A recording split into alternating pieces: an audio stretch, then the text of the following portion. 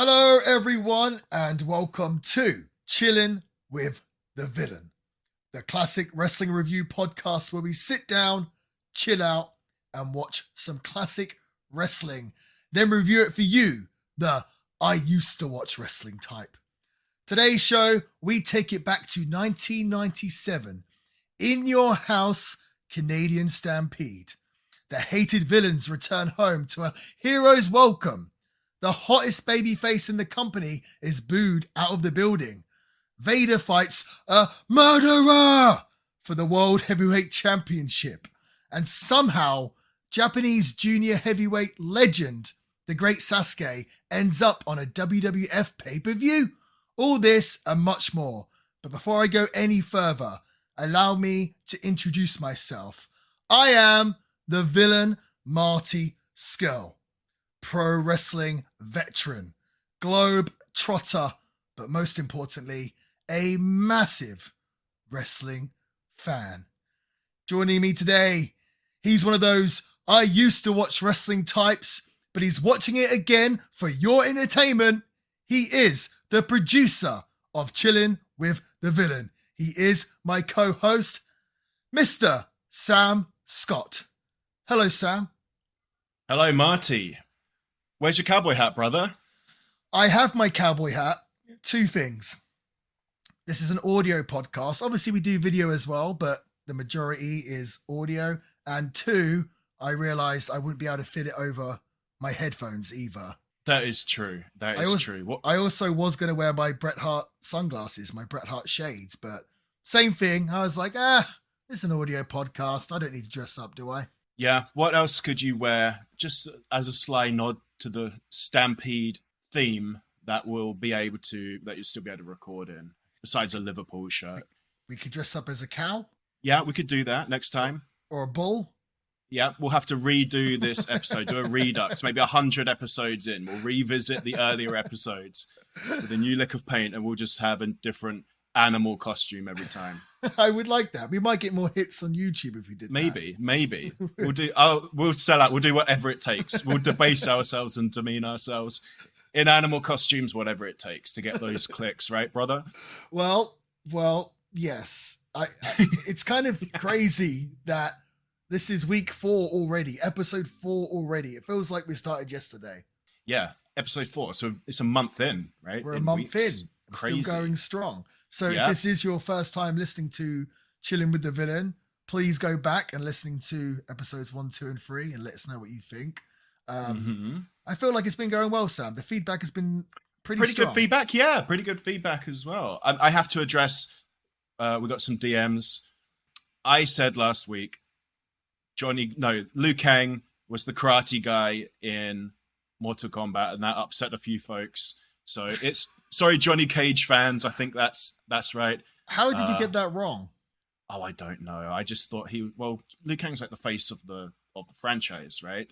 You're a Tekken guy. Oh yeah, that's how I got it wrong. I am a Tekken guy. Ask me questions about Tekken next time. Now that should be a gimmick. If they're going to copy off of a video game, copy from Tekken. Copy from Tekken. That'd be something else, wouldn't it? Tekken stole from wrestling. Of course it did with King. And I'm a king. Yeah. It's funny. Tekken did a joint venture with New Japan. I think Okada was in the game.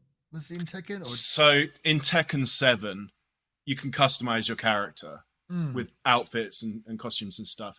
Some of his get up was in it. And if you put it on, it changes his rage art. Please no more comments. I think it's rage art. It might be a rage drive to Okada's finisher. The Rainmaker. So you can do the Rainmaker in Tekken. It's funny. So around that time, they put a Bullet Club t-shirt in there. And they also put like a plague mask and a top hat.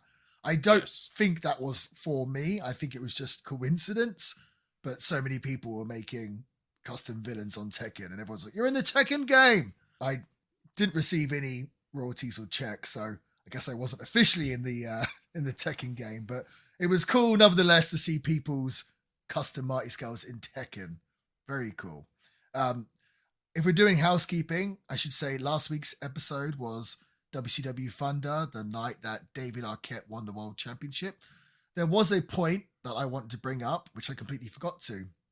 And I thought it was a really cool piece of trivia because we seem to have a theme. Because the theme of the show was a Hollywood actor winning the World Championship, we were picking out different wrestlers that were on the show and if they'd had these, parts in movies. We spoke about the Cat being in The Wrestler and a few others. And of course, all these WCW wrestlers in Ready to Rumble. But the big one that I forgot to mention, which I did know and was in my notes, so just got too excited, was the great Kimberly Page was in, she was the lady in 40-Year-Old Virgin. Not only is she the lady in it, she's the lady that is at a date with, what's Stephen Carell's character name again in that? I haven't seen it. He's on a date with her and her boob comes out. Like full-blown boob suddenly I'm going to see it. I had no interest, now I do. All right. So, have you never seen 40-Year-Old Virgin? Nope. You've never seen it? No. It's a pretty good movie. Well, I'm definitely, I promise you, definitely going to check it out as soon as we're done. I don't doubt it. But you know what, Sam? This week was a big week. Do you know why? In wrestling? Oh, for you? Yeah, I do. About 4 days ago, it was my birthday. I'm still waiting for my birthday text from you, Sam. Well, it must have. Oh, it says failed. Need to resend.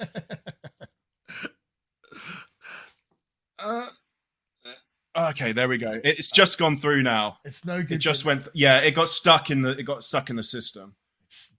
All it says, by the way, guys, is Happy B-Day. That's it. You put me on the spot. Well, Can I just say, go on. Your birthday present from me last year was so good. I thought it would carry me for at least another 4 years. So you're talking about the N64? Yeah, brother. I guess it does. I guess so. 10 years, N64. That was very cool. Well, actually, I do want to talk about some presents real quickly. My mother Villain, not only did she get me this Outsiders t-shirt, which I'm wearing right now, which obviously, if you're listening to this, you can't see, but it's the kind of old school Outsiders t-shirt with Kevin Nash and Scott Hall on it. She also got me a book by John Lister. Have a Good Week Until Next Week is a book about the era of British wrestling on TV. So obviously I'm a big kind of geek for old British wrestling. So that's super exciting. And she also got me the Kern Chronicles. I think it's the autobiography of Steve Kern from back in the Territory days. You guys might know him as, or some of you might know him as Skinner in the WWF. So my mum knows me well. I'm very excited. I've got some stuff to read, got a t-shirt to wear, and it got me thinking, maybe after I read these books, maybe I'll do a bonus episode and review the books, or maybe I'll make it YouTube content or something. Maybe something along those lines. If anyone cares. Books. Yeah, we bring up books and games a lot though, right? I was thinking maybe that would be better if YouTube takes off. I think people would be interested in that, but you let us know. Let us know if you want us to review games, books, movies, everything else. Who's the publisher of Have a Good Week Till Next Week? John Lister, his name. Oh, he wrote the book, John Lister. No, the publisher. Because remember, from last week, I have to go after them for using my trademarked slogan. It doesn't say on here at all, so. No, they're hiding. That's why. I think you're safe. I think you're completely safe. It doesn't seem to say. But no, had an exciting birthday. So, yeah. And now here I am again, back to talk about more wrestling. Oh, actually, one more thing. How could I forget? So, these are the benefits of doing this podcast. So I don't know if you can see, but behind me, I have a little record collection, but they're not just records. They're old Japanese wrestling LPs. So I've got some cool ones, which I don't listen to. I don't have a record player. I just like to put them in frames and display them. But anyway, a gentleman named Sean Stewart messaged me on Instagram, said, "Hey, I noticed your records in your podcast. I have a bunch of spares. If I could send you some as a gift." And I was like, okay, that sounds great. This dude sent me, I say this dude, Sean Stewart, the gentleman, sent me a whole box, like about 10 different LPs from Japan going back to the 90s. And so I've got the pro wrestling. Here I've got the wrestling IWGP champion. The artwork is super cool. That's awesome. I know people listening to this can't see these, so I'm not going to go for it. We've got like a Hulk Hogan one from an LP from him in Japan. It's really, really cool. So I just wanted to say thank you so much to Sean Stewart. This is very, very nice. I feel very spoiled this week. And I don't think he even realized it was my birthday, but still sent me a box full of old Japanese wrestling LPs. So the benefits of the pod. If you guys the want video to of the video pod, and you can even be bothered to put your hat on for him. Also, those LPs were from me and Sean. No, they weren't. Okay. But yeah, that's all pretty much housekeeping I have this week. What about you, Sam? Yep, that's it. That's all I've got. Should we just go straight into it? Should we move into it? So today's episode, we said at the top of the show, Canadian Stampede in Your House 1997. This is a very critically acclaimed show. People talk about this show being one of the best pay-per-views of all time, or at least one of the hottest crowds of all time. So we're going to dive into it and see if that's the case. For what it's worth, I think when I was doing my research for this show, I saw that it won the Observer Awards Big Show of the Year or Pay-Per-View of the Year. So the readers of Dave Meltzer like this show. And I think everyone watched this show like this show. So we have another strong show by the looks of things, which is probably a good thing after our travesty last week reviewing David Arquette winning the WCW World Title on Thunder. Yeah. Yeah, and we didn't do our match and our least favorite match of the night last week, but it is probably for the best. That will be back for this episode. There was no point. There's no point. What are you going to say? My favorite match on that show was the one with a table in it. Oh, that doesn't narrow it down. Oh, hang on a minute. Yeah. Can you... So let's get into it. Canadian Stampede 1997. The venue, the Canadian Airlines Saddledome in Calgary, Alberta, Canada. Who is from Calgary, Alberta, Canada? Well, the Harts, the Bret Hart, Owen Hart, the whole Hart Foundation. The date is July 6th, 1997. The attendance is 12,151. This show at the time was actually the highest grossing gate in wrestling history in Calgary.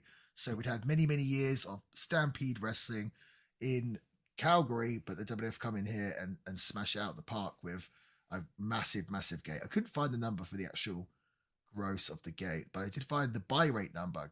Sam, can you guess the buy rate for this show? How many thousands of people do you think bought this pay-per-view? 200. You think 200,000? Mm-hmm. Pretty close, 236,000. Okay. I thought it wasn't going to be... You kind of trained me by giving me them for Survivor Series. I knew it'd be probably lower, a little bit lower, but it was just... I managed to get that right. But... Well, here's where we are. So the WWF business was really down in 95, really bad, to the point where Vince McMahon was taking the water coolers out of the WWE offices. It got that bad. Business was really, really bad. 1996, it's starting to tick up a little bit more. And in 1997, we're starting to really sort of tick up. It's obviously not till 98, 99, 2000, where the business really picks up for the WWF. But here in 97, it's starting to head that way. 1997 might be my favorite year in wrestling, this era with the WWF. The pay-per-view here is In Your House. I'm not sure if you've ever seen it In Your House before, Sam. No, I haven't. I've played the game. Oh, yeah. The game? Yeah, I have. I love the game. Everyone crapped on the game. I thought the In Your House game was awesome. So, you know why they crapped on it, right? Why? There was two reasons. The first one is it was a quick reskin of WrestleMania. Of WrestleMania, yeah. But also don't forget that for some reason, if you played it on the PlayStation 1, so the matches are super short. Yeah. And it actually takes longer to load a match than it does to win one. So actually you spend more time in the loading screens than playing. But the other thing is that came out at the start of November or the end of October 1996. And then 2 weeks later, if you've ever played Power Move Pro Wrestling. No, I've never played on the PS1. Have you heard of Tukon Ratsuden? That series of games? There was 3 of them, I believe, and this is the first one came out 2 weeks after in the US, In Your House. And unlike In Your House, which was a 2D rehash of a game that everyone's played with like 10 characters that's over in a second with terrible load times. Power Move Pro Wrestling, which in Japan, it was a New Japan Pro Wrestling license game. But when they brought it over, they replaced, because I guess they thought people weren't familiar. Yeah. And it has like made up characters, and there's 12 of them, and it's full 3D, real wrestling that came out 2 weeks later, and everybody just played that. That's so funny. So, is that anything to do with the Fire Pro games as well? Different. Oh, I forgot all about. Let's not get too far away. Let's not go too ahead of ourselves. But yeah, the In Your House game is my only familiarity with In Your House, which I don't actually, to be honest, understand the conceit of, because all pay-per-views go to different locations, right? I never really understood that part. Well, I think the idea is, that you're watching the pay-per-view at home in your house, but like you said, every pay-per-view is in your house, right? Right. It's bizarre, but I really enjoy the suburban design of the entrance ramp, just because I guarantee that you will never see anything that rinky-dink and small fry ever again on WWE. Well, the In Your House started in 95, so it was a tough time for the company. Just going back to that In Your House game, all I remember doing with that is you could, I want to say maybe on the character selection, you could hover over the wrestler and you could listen to their entrance music. So I used to just listen to the entrance music. And for some reason, the one that sticks out is, I'm pretty sure it was In Your House, Triple H's like first entrance music, which was like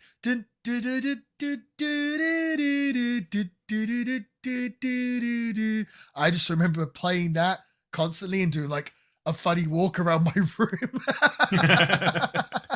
My mum must have been, what is my son doing? Like, just like dancing to Triple H's not cool music, like not the cool stuff he had later, but back then. But that's what I remember from In Your House. But no, to get into In Your House, basically, it was a series of monthly pay-per-views that was aimed to be 2 hours rather than 3.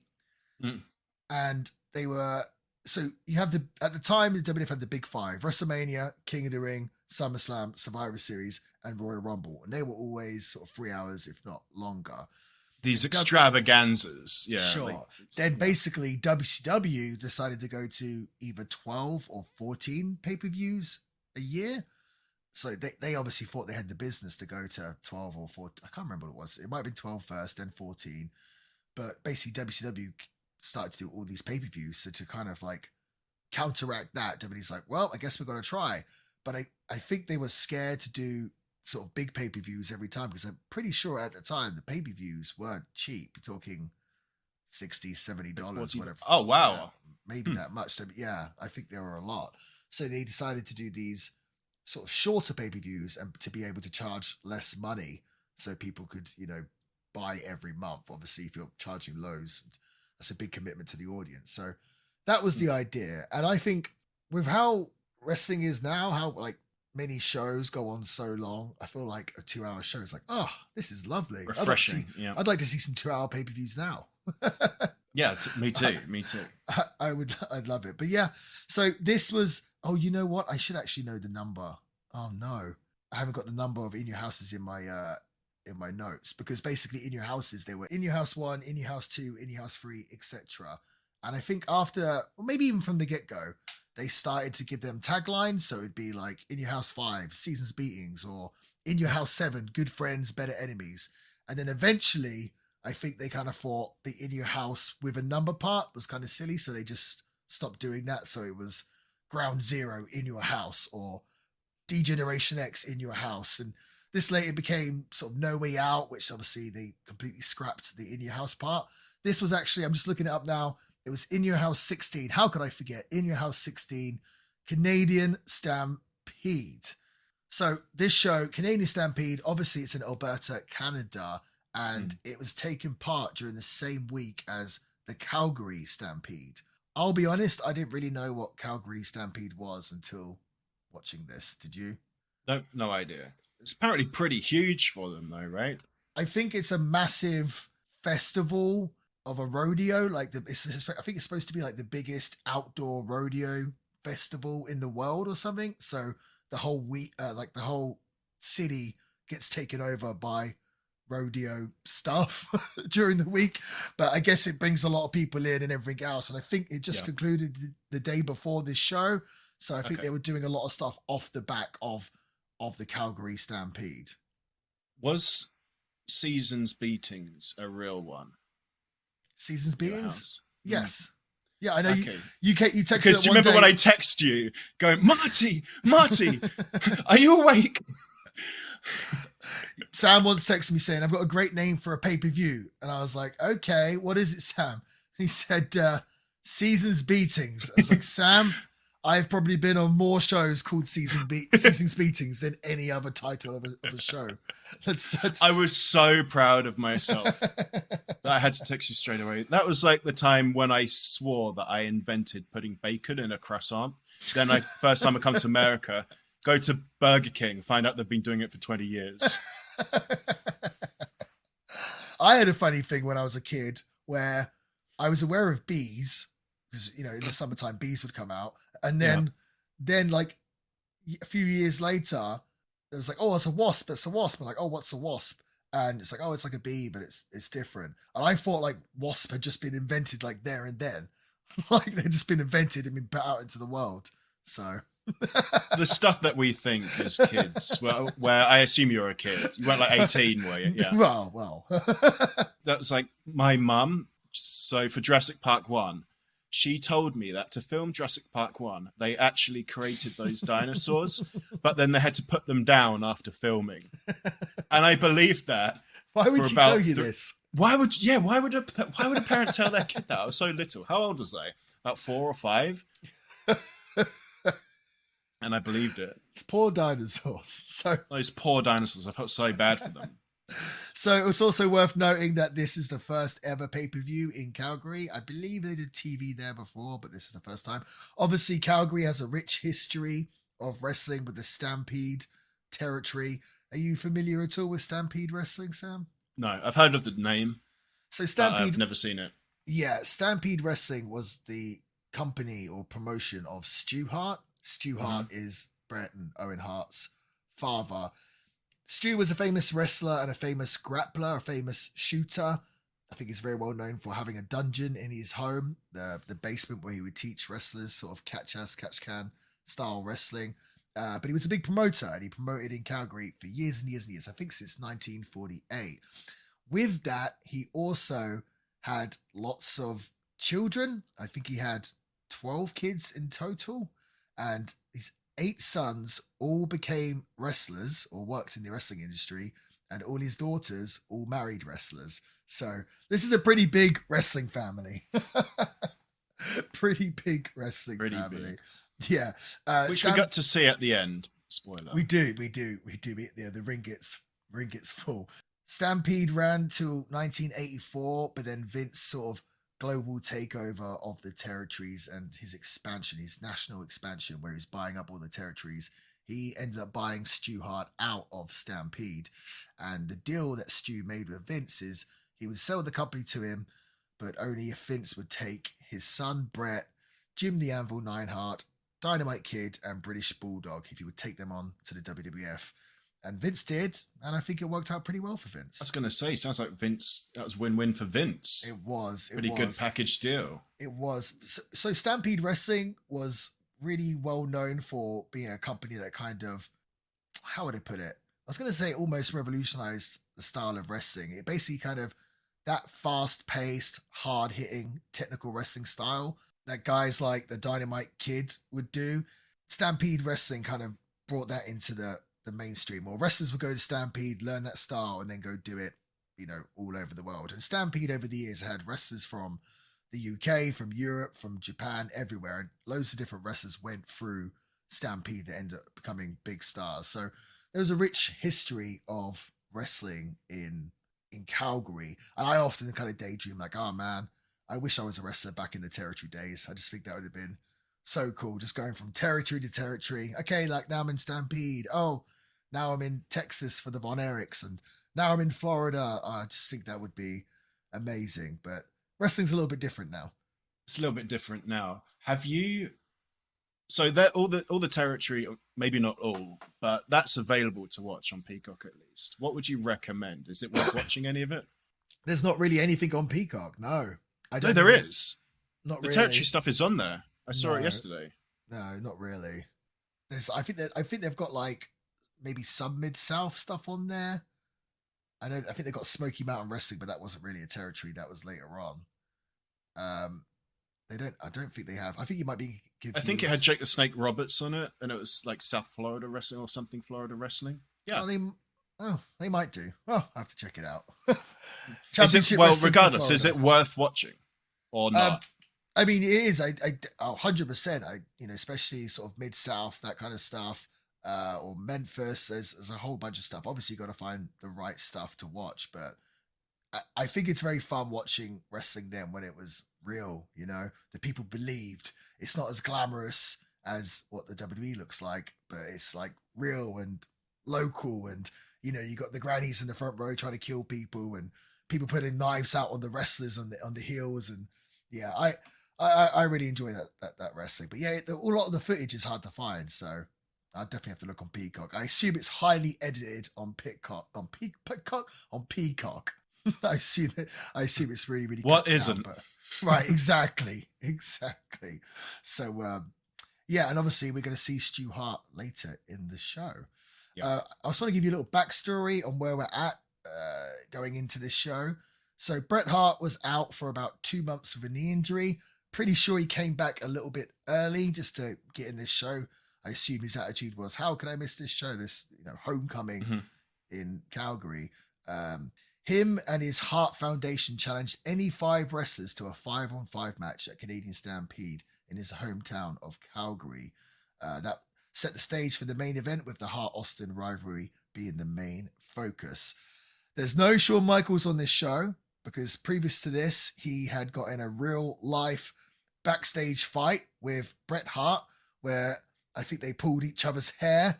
This has kind of famously been told, where Shawn Michaels runs into Vince's office with a big clamp of his own hair to Vince and screaming, because I guess Bret pulled his hair out and screaming at Vince, "This is an unsafe work environment, an unsafe work environment." So I think Vince basically told him to go home and call off and have that calling off period. The 24-hour calling off period, which he loves. I think he was never advertised for the show, but I think it is worth noting that Shawn Michaels wasn't on the show. Also, Undertaker was supposed to defend the World Heavyweight title against Ahmed Johnson. However, Ahmed Johnson's pretty much his whole career seemed like it was snake bit, and anytime he'd get a little bit of momentum, he would end up injured or something along those lines. He just never seemed to get going. And of course, here he's supposed to get what I assume is his first ever world title match, and he ends up hurting his knee. Another guy hurt his knee during a brawl on Raw like a few weeks previously. So Vader is going to end up replacing Ahmed Johnson in the world title match. It's also worth noting that this is the last ever 2-hour pay-per-view in WWF history. Well, they might have... No, it is. It's the last ever 2-hour pay-per-view in WWF history. The next In Your House show, which is Ground Zero, would become a 3-hour show. And that was obviously the norm for every other WWF show. So I think that's quite interesting. Clearly, they realized the appetite for wrestling was growing. And they're like, you know what? Let's not do these 2 hours. Let's just put it 3 hours and put the price up. And it seems like people will pay. Kind of like Disney, how they keep putting prices up and people just keep paying. Mm-hmm. Nice. Kind of like how I pay for Peacock, but not the premium. $5 a month. $5 a month. Still commercials. What is that about? I don't want to go there. It's going to make me rage. Can someone please explain to me how that's acceptable? Because it used to be if like it can be free with ads. We'll be okay with that. Yeah. Oh yeah. Like YouTube. Well, I'll tell you why it's acceptable is because of the same people who tip for takeout. Like they'll get takeout coffee and they tip. Those people who don't complain or just, if you can monetize those people, why wouldn't you? If you could take this, why wouldn't you? That is so it's actually not Peacock's fault. It is the consumer's fault. So what is that called? Is it called guilt tipping or something? No, there's a proper term for it. So you'll go somewhere now and you'll just like a poke place or Subway, for example. You get your Subway and they hand you the card reader and it asks you if you want to tip. And most of the time I'd be pressured into like, oh, I've got a tip. But it's kind of gone crazy now with this, right? Where like the whole idea of tipping is you're tipping for not just service, but good service. But now it seems, I think since the pandemic, just everyone is trying to make money back. And just everywhere I go now, it's like you go buy ice cream, it's asking for a tip. You just, but there's been no service. You're kind of like, what am I tipping for? Yeah, it's insane. And people do tip though. And people do. If you tip for takeout, you're the reason why there's Peacock with ads that you pay for. I went and got a haircut the other day, and I normally tip the barber, but again, it's kind of an odd thing because it's kind of like you're tipping for service, but you're already paying for the service, right? If having your haircut, I guess. But either way, just tip. I'm here to, I'm not here to make enemies, of course. And he gave me the card reader, did a good job, gave me the card reader, and it comes up with the suggested tips. And the suggested numbers, the only options it gave me, other than custom tip, was 35%, 40%, and 45%. And the haircut is already like $40. And it 45%, like half of the price on his tip is just insane. And I got a takeout coffee that was $2.99. Right. And the suggested tips weren't percentages. Right. They were flat figures. And the first one was $3. And that's a penny, that's a cent more, right? Than what you pay for the coffee. So 100% tip for a takeout coffee. I tell you one thing that really, to this day, I still think about, and it kind of makes my blood boil. I took my mum and her partner at the time to like a fancy kind of breakfast place. Got a really nice breakfast, and the bill came, and we left a tip. And then I later worked out that they'd already put the tip in there as it is in the bill. They put it in automatically, and I wasn't aware. So essentially double tipped. That's cheeky, huh? That's very cheeky. If they're going to add it like automatically to the bill, at least have the decency to tell them, Yeah, and why would they set the tip? Why are they the arbiter of how well or how poorly they've done? I mean, I think it's kind of standard for tables of 6 tip. Typically, they'll add the bill automatically. But there's 3 of us, and it was breakfast, and they just put it in there. I guess some places just do that. I don't really. I mean, if you're listening and you know the answers, let us know. But yeah, that's a thing. We feel so strongly about this that I reckon after this we should also start up a consumer advocacy podcast. What do you reckon? Well, you know what? I'm big into tipping for good stuff, and if someone does really good service or whatever else, I feel like I'm a good tipper. I always tip sort of, if it's good service, I mean anything from 25 to whatever. Here's an extra 20, whatever it might be. I do believe in that. But yeah, this kind of card reader forcing you into it, and they hand it to you and they're looking at you like, I'm being forced to tip just for grabbing an ice cream. So so like at bars, it's you tip, they say like $1 a drink, right? But then they say not anymore. They say that's too cheap on you now. Those days of $1 a drink are dead. Because it was $1 a drink, but with food, obviously, it says typically 20% or whatever. But it used to be 10, it used to be 15, 20.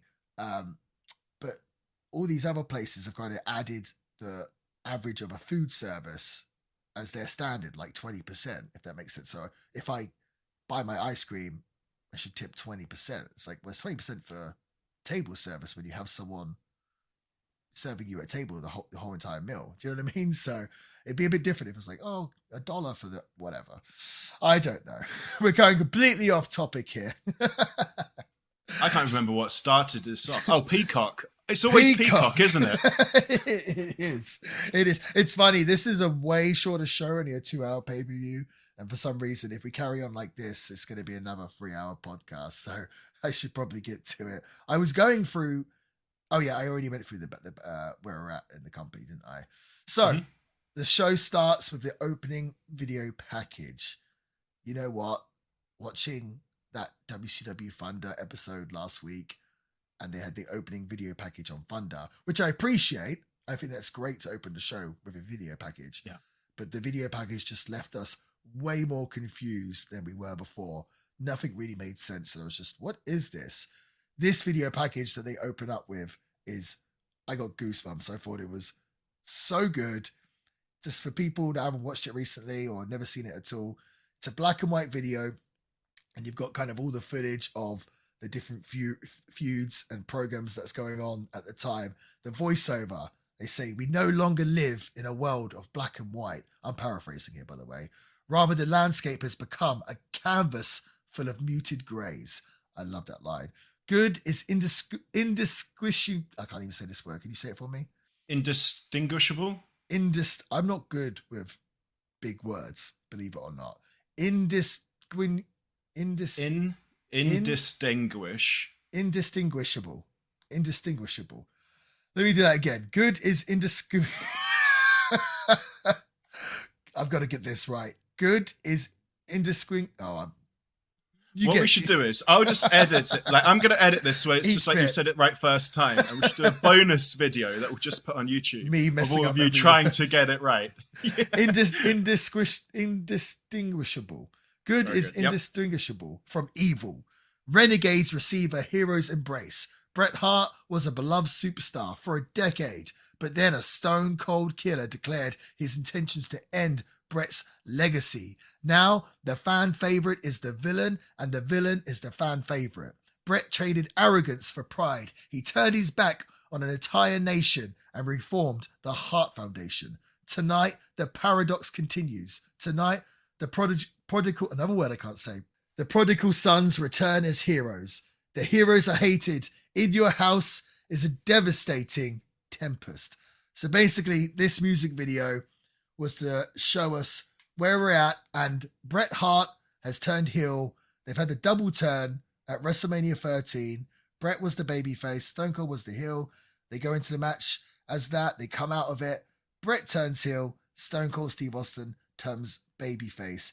And to really get some heat, Bret Hart has turned his back on America. He is pro-Canadian and really, really against America. But what's really interesting with this whole thing, I mean, I'm sure the fans listening to this, they already know, Bret was a big heel in America, like the number one heel in America, but a babyface. They say in Canada, but realistically, all over the world, Bret was a babyface just outside of America. But in America, number one heel. So that kind of sets up real nice for tonight's show in Calgary, where he's supposed to be the heel, but in this show, he's going to be the babyface. So it's kind of all over the place with this, because this video is basically explaining how Stone Cold is a bad guy, but people love him. Bret is a good guy, but people hate him. But then on the show, people actually love him and they hate Stone Cold. So it's an interesting time. That's what the world is like. Like you said, it's a grey area. Yeah, it's good. Bret always had a massive following in Europe, and actually the fact that he was really popular in Europe actually kind of helped get his sort of pushed into the main events, because they were getting so much fan mail and everything else for Bret in Europe. And when they would do, business was down in the US, they would go to Europe and the business would still be really good. And the fans, you know, they treated Bret like one of the Beatles. And obviously I'm a massive Bret fan, and it always got me wondering, like, why does Europeans, why are they so into Bret Hart? And I think it's very much because, I'm going to say this without offending anyone, but well, if you look at the old British wrestling or European wrestling, it's not really glitz and glamour. It's very treated like a sport and very serious and very kind of by the rules and everything else. And I think a lot of the glitz and glamour and the larger than life style of wrestling in the WWF at the time kind of turned off a lot of European wrestling fans. I think you might agree with that. I think they were like, especially in the UK, it was, oh, I remember, well, it's funny. I was going to say, I remember Big Daddy and Giant Haystacks was just even more kind of larger than life and crazy. Yeah. Maybe more like Mick McManus and those guys. Mm-hmm. I guess what I'm trying to say is, it seems like the American fans were more into the sizzle, like the Hulk Hogan and everything else, whereas European wrestling fans, and maybe Canadian, were more into the steak. They wanted a serious wrestler. They wanted someone that had good family values and everything else. I don't know if would you agree with that? No, I think I would. Yeah. Does that make sense? It was different for me, but like for my dad, I think the generation above ours, that was 100% the case. It's one of those things where your dad could see the Ultimate Warrior and be like, "That's silly. That's or even Hogan, maybe going like, that's just silly." But they see Bret and it's like, "Oh no, he's cool. I like him." Do you know what I mean? I mean, he comes out in a leather jacket. His hair's all, he looks like a rock star. The shades, the pink, all the wet hair and everything else. So yeah, Bret was always massive in Europe. He still is. He still is. So that's where we're at. But yeah, really good job with that opening video package. During it, there was another one of these chair shots. I think it was the Bulldog like smashed Mankind in the face with a chair. I was watching. I was like, oh, good lord. But what did you think of this music video, Sam? Music video? Yeah. It was You're like, wait, I've just been talking about it for the last 5 minutes. Yeah. You'd call it a music video, would you? Video package, music video. Yeah. MV, we call it in the industry. Oh, okay, gotcha. No, it was super good. The writing was very good, and I haven't seen any of this, so it was also a nice way to get someone invested. It was good enough to get someone invested, I should say, who went from zero. I had nothing. It's like, okay, I'm already in. I would say it was night and day compared to that video package we watched last week. From yeah, it was. Right? It was. Yeah, and that's clearly. Go on, sorry. No, go on. I was just going to say, I kind of touched upon it last week as well, but this was, we're in the middle of the Monday Night Wars, and people talk about different reasons why WWF beat WCW, and people talk about, the WWF they were better at building new stars and everything else. I don't think enough emphasis goes onto WWF's their production values and their abilities to tell stories through them. I think I told that story last week about Kevin Nash watching WrestleMania 14, and he saw the show and was like, oh, WWF's going to win this war. Definitely, because how amazing each video package was for each match. And I think it's a really underappreciated part of wrestling that I don't think a lot of people, see as that big a deal, but I think it's so important. Like when I was a kid starting to watch wrestling, or I'd dip out of wrestling for a minute or couldn't see it for a month or whatever, then I'd watch a pay-per-view and haven't seen the TVs leading up to it, and you see these video packages, and just those were the things that kind of stuck in my head, even if it was subconsciously, if that makes sense. Yeah, no, totally. And there's actually YouTube channels dedicated to just archiving those. Oh, is there really? Yeah. Really? Oh man, I want to do a bonus episode where we do top 10 video packages of all time. That would be really cool, actually. Everyone always says that the best video package of all time was the Rock and Steve Austin. What was it again? My Way, Limp Bizkit one. And I really don't think it is. Okay. My Way and the Highway. Someday you'll see things. You remember that one from WrestleMania? Yeah, I remember it, but okay, I don't remember it as completely stand out. But we'll watch it again. Maybe it was awesome. I mean, it was awesome, but people talk about the best video package of all time. I don't think it is. I don't know. You guys let us know if you agree. But anyway, getting into the show, we see a graphic for Canadian Stampede and the sound of mooing. I think it's a moo. Moo! Fireworks go off, and we see Vince McMahon, who's on commentary, Jerry Lawler, and Jim Ross all wearing cowboy hats. This was Vince McMahon before he was the on-screen owner, when people just assumed that he was an announcer. Really funny. One of the first things that Vince McMahon says here is, to Jim Ross, he goes, what about this extraordinary Japanese match that we have coming tonight? I just thought that was a really weird thing to say. What about this extraordinary Japanese match we have tonight? Reminds me of, do you remember that Australian guy getting arrested for doing a dine and dash? No. Oh, it's a huge video. And he goes, you're arresting me for what? Enjoying a meal, a succulent Chinese meal. It's exactly what it reminded. When he said that, it's just what went on in my head.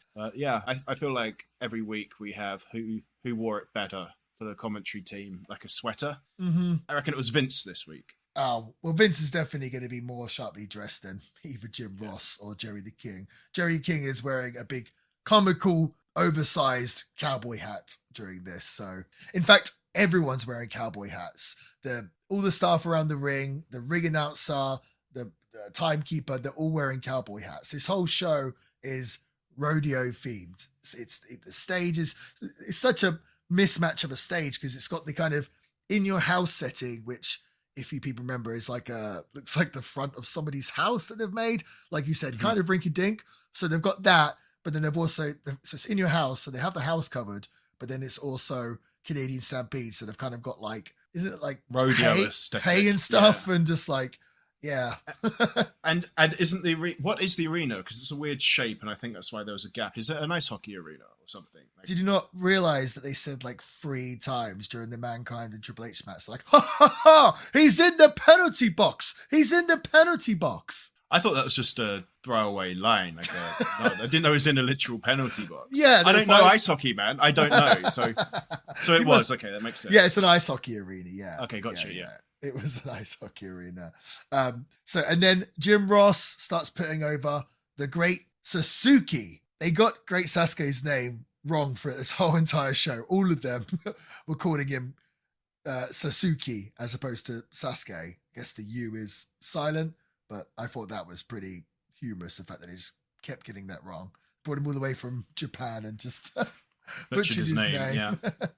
So the first match, Triple H with, should I say, Hunter Hearst Helmsley with China versus Mankind, ended in a double countout in 13 minutes and 14 seconds. Before the match starts, we see a video package where it says Helmsley was born with a silver spoon in his mouth. It's also worth noting that the voiceovers, for whatever reason, are done by Michael Hayes, or Doc Hendricks as they were calling him at the time. So it's kind of fun and interesting to watch. But yeah, they say that Helmsley was born with a silver spoon in his mouth and that Mankind had a dream that became a nightmare. They're showing the contrast between the aristocrat, can I say that word? Aristocrat Triple H and I don't know what you call Mankind, the insane Mankind. In this video package, we see some clips of Foley's old home movies. We see clips from King of the Ring, where Triple H defeated Mick Foley to become the King of the Ring. We see a nasty pedigree on Triple H onto a table. We see China break the scepter on Foley. And we also see some footage from Monday Night Raw, where Mankind wanted the match and China wanted Mankind to kiss her ass. And we also see Triple H beating up Mick Foley with the crown. Did this video package get you up to date, Sam? It got me up to date. I did like when she said she wanted him to kiss her ass, and he said, what did he say? Something like, I'm a good kisser. Yeah, he said, well, today's your lucky day or something. Today's your lucky day. I can't do his voice. No, but I don't think anyone can. But yeah, because I'm a good kisser.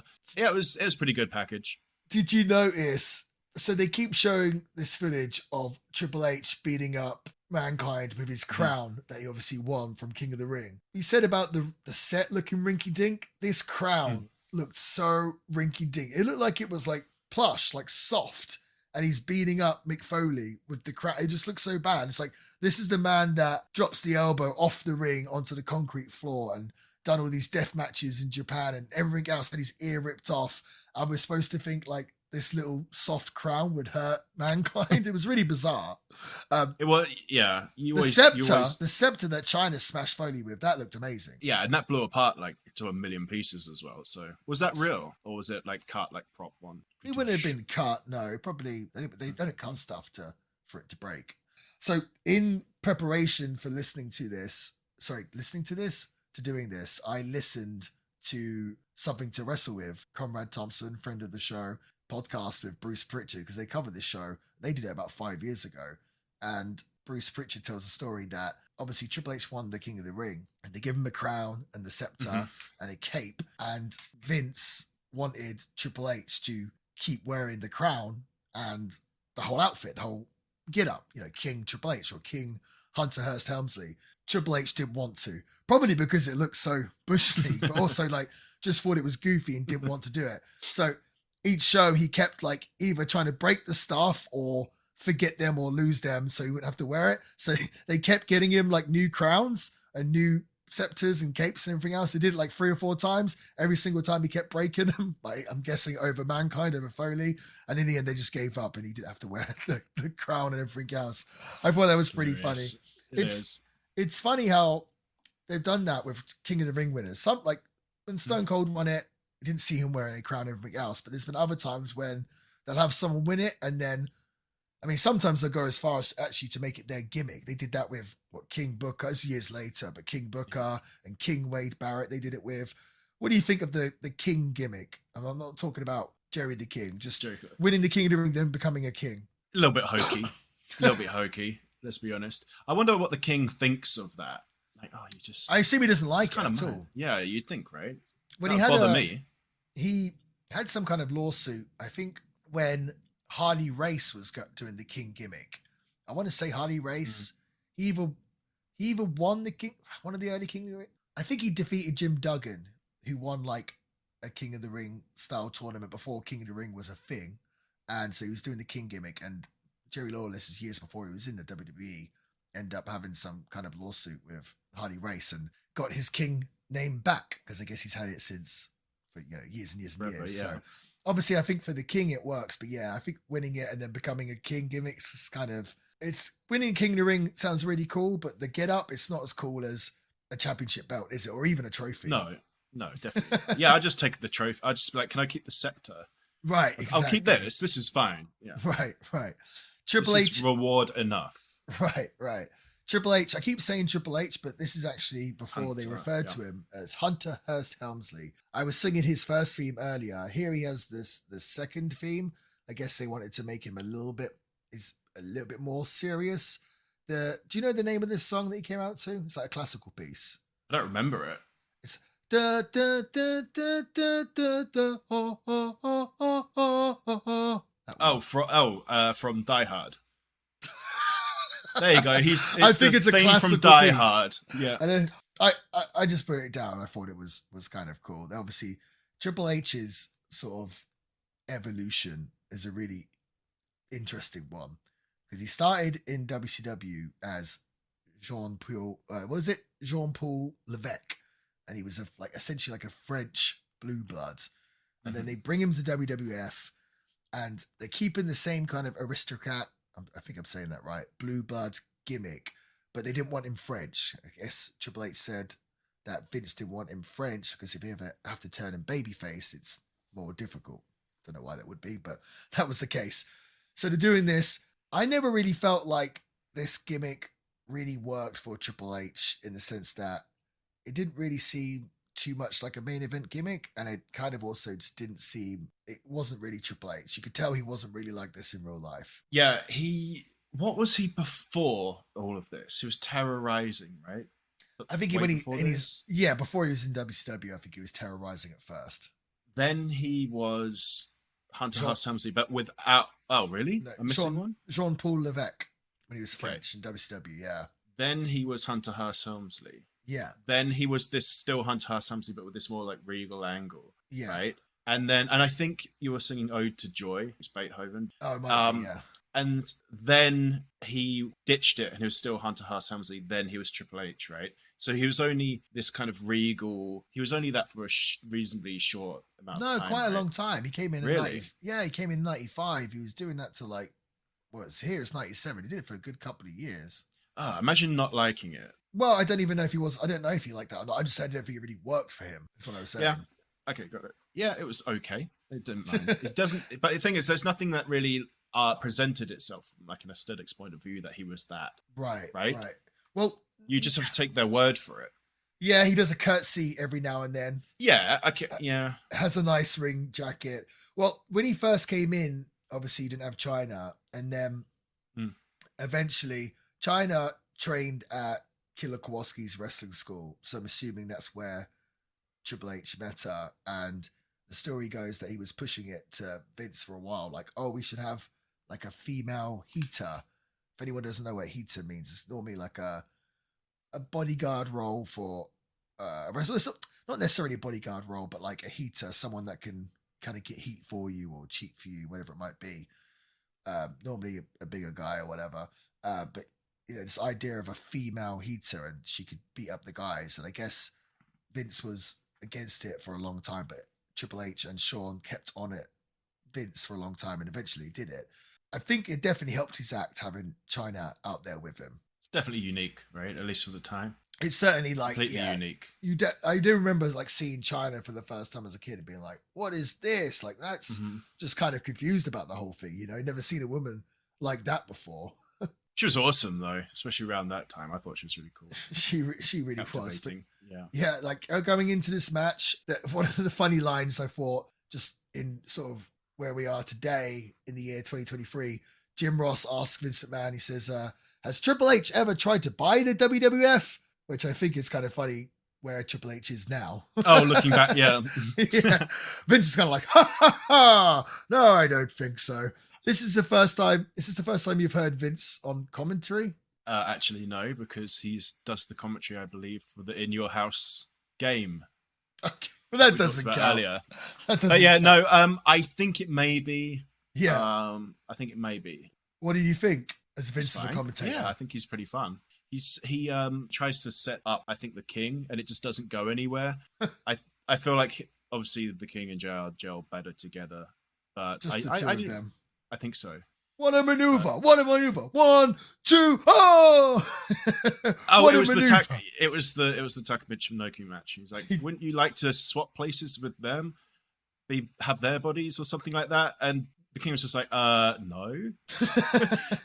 And then he had to improvise and he turned it around. But it was just an odd kind of comment. It was weird. Sometimes 3 people on commentary really works. Actually, that's one cool thing about Thunder last week, right? I did like the commentary team. Free people, free commentators. Yeah, but this time maybe not so much. What about you? Still having fun. I actually quite like Vince McMahon on commentary. People kind of like rag on Vince. I think he was a pretty good commentator. I do. One of the funny things in this, he goes to, I guess to Jerry Lawler, he says, look at the delts on China. And the what? Yeah. The delts. And yeah, Jerry and Lawler's then like, the King's like, what? The what? Yeah. The deltoids. The deltoids. Do you think the average person like back then would know what delts were? I guess not. Because like Vince was he does, therefore he says it. Yeah. Right. Bodybuilding. Yeah. But yeah, this was a pretty good match, a pretty fun match. The only thing, my biggest gripe with it, I will say this. Foley was selling his ass off and taking great bumps, and Triple H was working his leg and his knee. They did so many what we call blind referee spots in this match where China could intervene or Triple H could hit like Foley or something. But like, I feel like you can get away with it once or twice.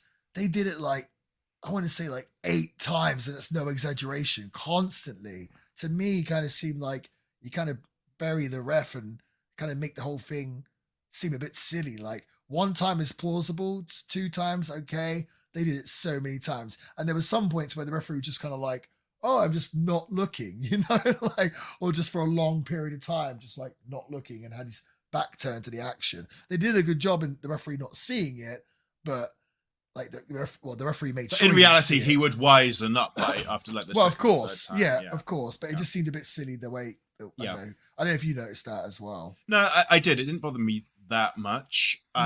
Sorry, was just real quick. Was that your only or main criticism of the match, or are there any more? I mean, obviously, I guess we'll get there. The ending. It goes to a double count out, but I have my own theory on that. But no, okay, the match I thought was good.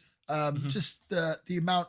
Obviously, they want to get China over, and at one point she does the hip toss to Foley, where his legs smash into the stairs, which is a really cool visual. She also clotheslines him, and Triple H hits him with a chair. So I get it, because they want to keep Foley strong. They want to dish. He's really good at, inflicting pain and taking punishment. So they're dishing out all this punishment to him, which was cool. But I just thought, if they wanted to tell that story of him taking all this punishment, maybe why the hell, like, why not make it a no DQ match? Because the amount of times the referee had to pretend not to see, I thought was a little much. Okay. I didn't have actually many notes about this match. The ref seemed to count super fast. I don't know if you noticed that. I didn't. So no. 1, 2. It's like, whoa, hello. Also, when Mankind hits the mandible claw, I think the first time, you knew China, like before it happened, was going to break it up when Triple H didn't grab the rope that was 3 inches in front of his hand. Okay. Which he could have obviously have done. And then he didn't. So China's going to break it up. She did. But that's fine. One thing I also noticed was there were a lot. So last week you complained about or mentioned and critiqued the amount of low blows. There were a ton of nut shots in this match, but they were all different. So you had Triple H like knocked down on the floor, and then Mankind collapses out of exhaustion and headbutts him right in the pills. I like that one. Which was a good one. And also that wouldn't work, I feel like, with any other wrestler except for Mankind, just like collapsing on somebody's nuts. And it's kind of like, it's kind of a classic spot. It always gets a reaction. Really? You don't really see it much these days, but it's a classic spot. I've done it loads of times. Like maybe a little bit different to that, but I like that one at least because it's not like an intentional low blow. So you can get away with it. Yeah. You can do it in front of the referee and be fine. Get away with it, yeah. And there's like when they pull their legs and they hit the turnbuckle. There's one where he's on the top rope, bang, crushed himself. So they varied it. I wouldn't count them as low blows, though. No, they're not low blows, but that's why I said lots of nut shots. So when you do vary it, imagine if instead of all those different ways, it was a low blow, like Chyna doing a low blow every time. Then you would have exactly what we had in Thunder last week. So I did appreciate just how varied everything was in what happened in the ring. I was just using the nut shots as an it's funny example. Yeah, the various nut shots. Like, what are you working tonight? Well, I'm working the leg. What body part are you working? I'm working the arm. What are you doing? I'm working the nuts. I've guess. Yeah. I've got the fall over into the nuts. I've got the crotch on the top rope. I've got what was the other one you said? You can get your nuts on the ropes. Chyna pulls him and they bang. Yeah. Oh yeah, they pull the legs around the ring post. There's loads. Damn, maybe I should do that. I'm wrestling actually tomorrow, and I think I'm a big villain, obviously. Maybe I should do that.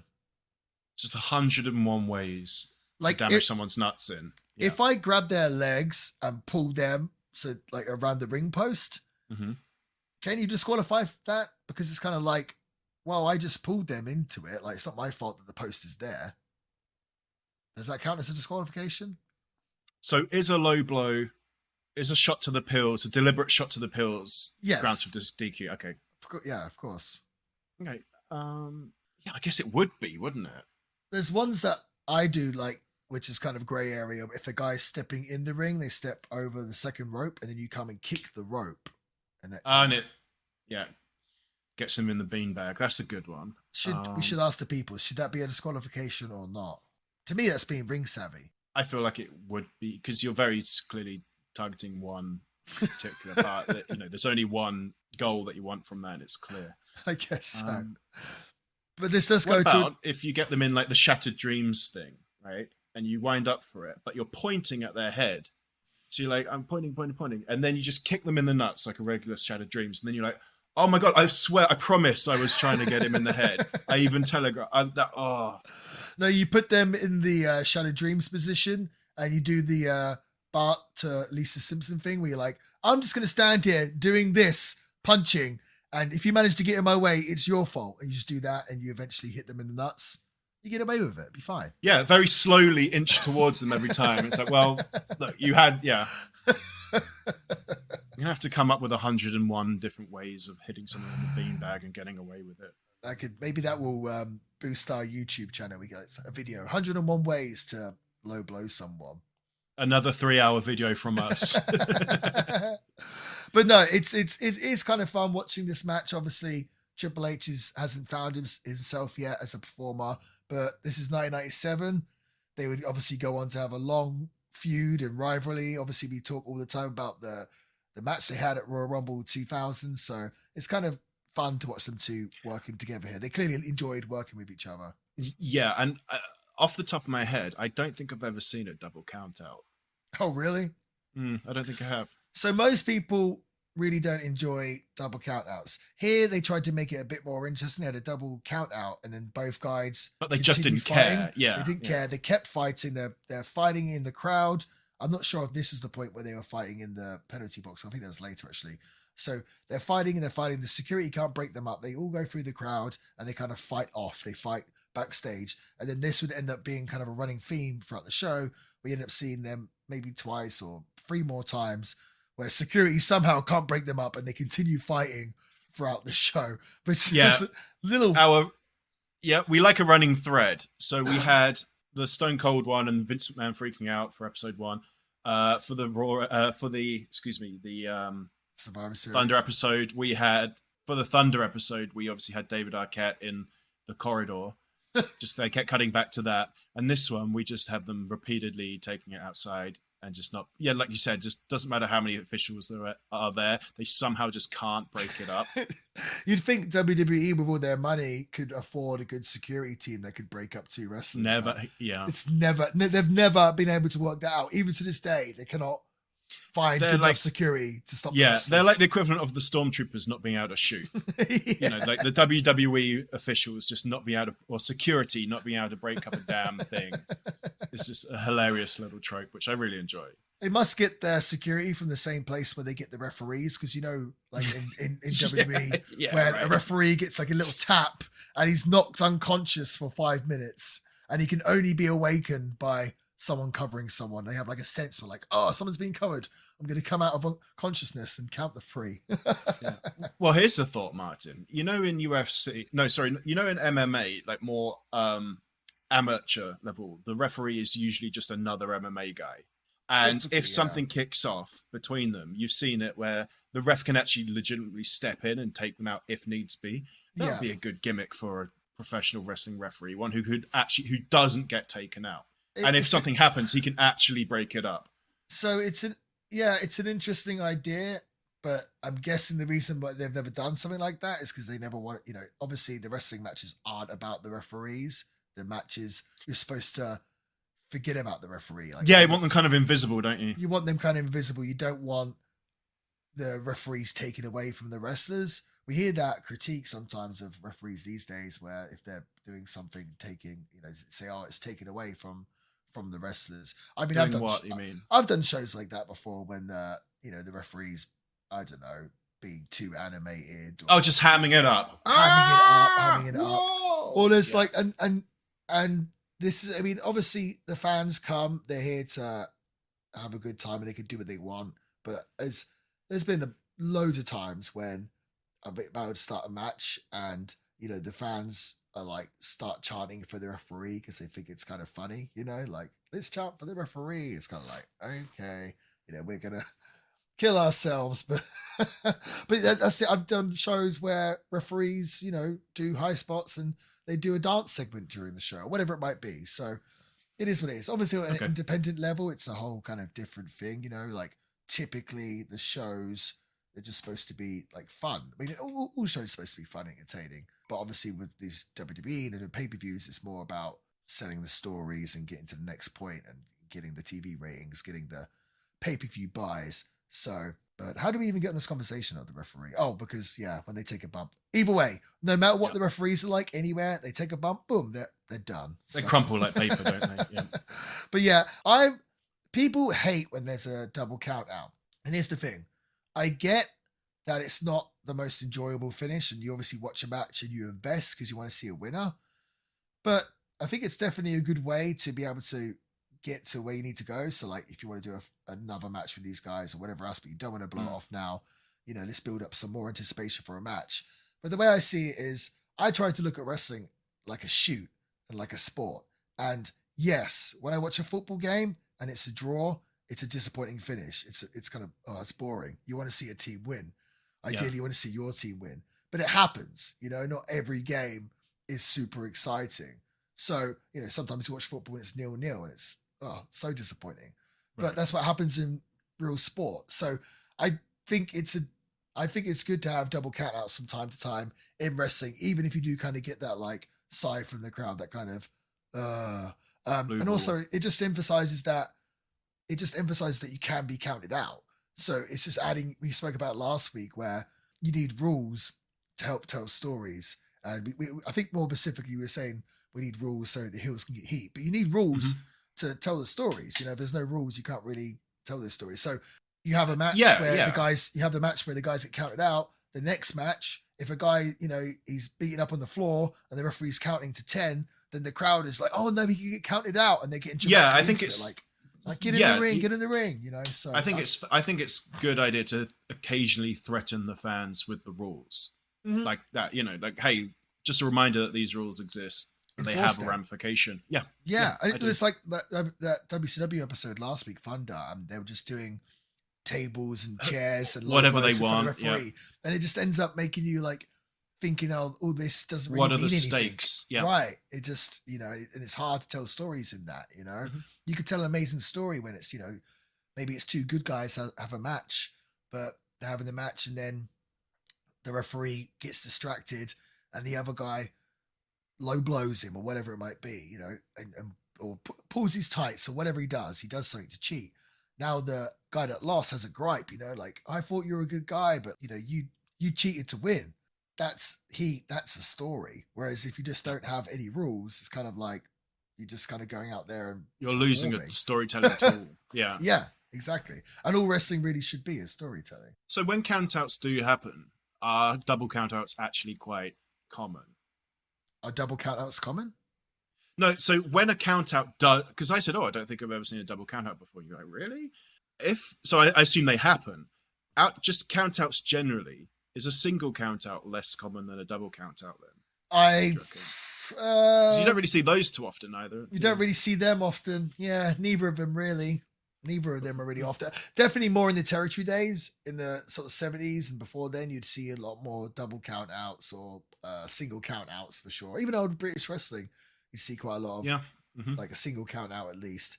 Normally, a single count out is kind of a way to get around booking when you have a guy that either you don't want to beat or doesn't want to lose or get pinned. So it's like, okay, we'll have him counted out. Do you know what I mean? Like to protect him. So it is a tool you can use of booking, you know, but the only problem is in this day and age, fans have just got so smart to all that. It seems like if anyone does like a count out or a double count out or a disqualification finish, fans are like, boo, this is rubbish. This is rubbish. But I don't think we should take that approach. Myself and Sam, we like to be positive here on Chilling with the Villain. We like a disqualification finish. In fact, I hope all the matches on this show end up in a disqualification. Yeah. It's funny, we were just talking about tipping, and I guess this kind of goes into the cost of living. Just receiving an email saying that YouTube Premium, which I already paid for, to continue delivering great service and features, we're increasing your price to $13.99 a month. No. So I've agreed to pay something. We've already made the agreement. We've already signed that deal, and they're just increasing the payment. Can you do it the other way? Yeah. Send them a letter being like, actually. Well, they also just assume that I can afford that, you know? It's kind of cheeky. Come on, YouTube. It's not kind of cheeky. It's hugely cheeky. All these streaming services, man, they're just like, you know what? Chilling with the Villain is free. So we're doing a massive service to everyone. We're doing this completely free of charge. So we don't have ads on the podcast. No. I wonder if we can make it ad free on YouTube as well. But I feel like if you don't put ads on it, they just put ads on it anyway and they pocket the money. I feel like there's no way you can. It sucks. It sucks. It's out of our control. It's out of our control. Something that is in our control. Yeah. Something that is in our control though is getting on with this show. So next we see the Canadian Stampede festivities, a video package, again narrated by Michael Hayes. They see a long line, a line of a mile to meet Bret Hart. Apparently that was a shoot. There was a mile-long line to meet Bret Hart in Calgary, and apparently Bret signed every autograph. We see a tug of war between wrestlers, and I want to say the local fire department. We also see the Harts on a float in a parade, and it got me thinking, I don't know, I've seen a parade, but I don't think parades are really a thing in the UK. I feel like the streets are too small. I saw a parade when I was a kid. I think it was in Bournemouth or somewhere, some seaside town. But outside of that, no, I don't think so. I feel like they're more popular in the US. I've been to, I think it was Fiesta, and I've been to one in San Antonio. Okay. But yeah, it seems to be something more popular in the US, and I assume Canada now as well, which I had no clue about until this. America loves a parade, apparently. Why not? Hey, they do the is it Macy's parade they do every year? In New York, yeah. Yeah. Or did. I don't know if they still do, but yeah. It's what a funny little ritual you guys have over here. It's when he was when that queue was a mile long to meet and greet with Bret Hart, and he sat and did every single one. I was just thinking 4 years later, 3 years later, next time, so he's doing one in 3 years' time, it's a mile long. He's looking at it and he's just thinking, I hope none of these guys bring up Hulk Hogan. Because that's going to ruin it for everyone else. Well, moving on, we actually get to hear from Bret. It's a backstage interview with the Hart Foundation.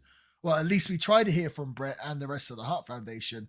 But before they can really say anything, Austin tries to intervene. Austin tries to attack them. This is the one time when the security actually worked. The security did a good job of holding Steve Austin back. Bret Hart says that he doesn't want 5-on-1. He wants 5-on-5. So we're seeing a little segment here to build up the main event tonight, the 10-man tag. The 5 Canadians, well, actually not all Canadians, but for storyline purposes, the 5 Canadians against, I guess they build it as the 5 best American wrestlers. But this was a little interesting clip to try and push the main event, I thought. And I think they're trying to tell this story that, and they do this throughout the show, that Austin is untapped and he doesn't play by the rules and everything else, that he's a master of mayhem as such. And they had one on their team as well, we found out. It's Brian Pillman. Well, yeah. We'll get into that. So then next we see Taka Michinoku and the Great Sasuke make their entrance. But before the match can start, Triple H or Hunter S. Helmsley and Mankind brawl into the arena. Mm-hmm. I believe this may be the part where they end up fighting in the penalty box, and the commentators really got a kick out of that. So they continue in the story with Mankind and Triple H fighting. I think at this point, Triple H has some color, so they're continuing fighting. So the security, he did. The security can hold back Austin, but they can't control this out of control fight between Mankind and Triple H. And I thought this was kind of funny because they've been building up this extraordinary Japanese match throughout the show, and then the match is about to start, and instead all the cameras and all the fans go to Triple H and Mankind fighting, and Sasuke and Michinoku kind of stood in the ring with their dicks in their hands, just like waiting. And again, with 4 episodes in, 50% of our episodes have Taka Michinoku just having to stand around and wait for other people's drama to finish before he can get to do what he's paid to do. What must he have thought coming from Japan, coming here? Like, to America, and just, what is this? So next is the Great Sasuke defeating Taka Michinoku with a tiger suplex in 10 minutes exactly. A lot of people talk about this match, and obviously it seemed very out of place at the time on a WWF card. But I think a lot of people look back fondly on this match, and I would say it's one of the things, other than the 10-man tag, what this show is known for. I'm going to guess this is the first time you've seen the Great Sasuke, or Great Suzuki, as they keep pronouncing it. Yeah, they did. It is the first time I've seen the Great Sasuke or Great Suzuki, but it's more importantly than that, it's the first time I've heard his entrance music. I wrote down... Damn, man. Sasuke's music, pretty epic, I put. Yes, I mean, as you know, famously, I'm very lazy and I'm terrible at getting up in the mornings. You complain about this all the time. I think we found a fix for that. I've actually found it on YouTube. This was a banger, wasn't it? If that doesn't get you fired up, just get your ass in the morning. Nothing does. I don't know what will. Japan typically has always been really good for entrance music. They always seem to have these like epic. I say Japanese sounding, but it's maybe it's just because that's the music they do. But they always have these kind of like epic, like the music sounds like, this fighter is coming to the ring on a journey and a big epic battle, just very epic.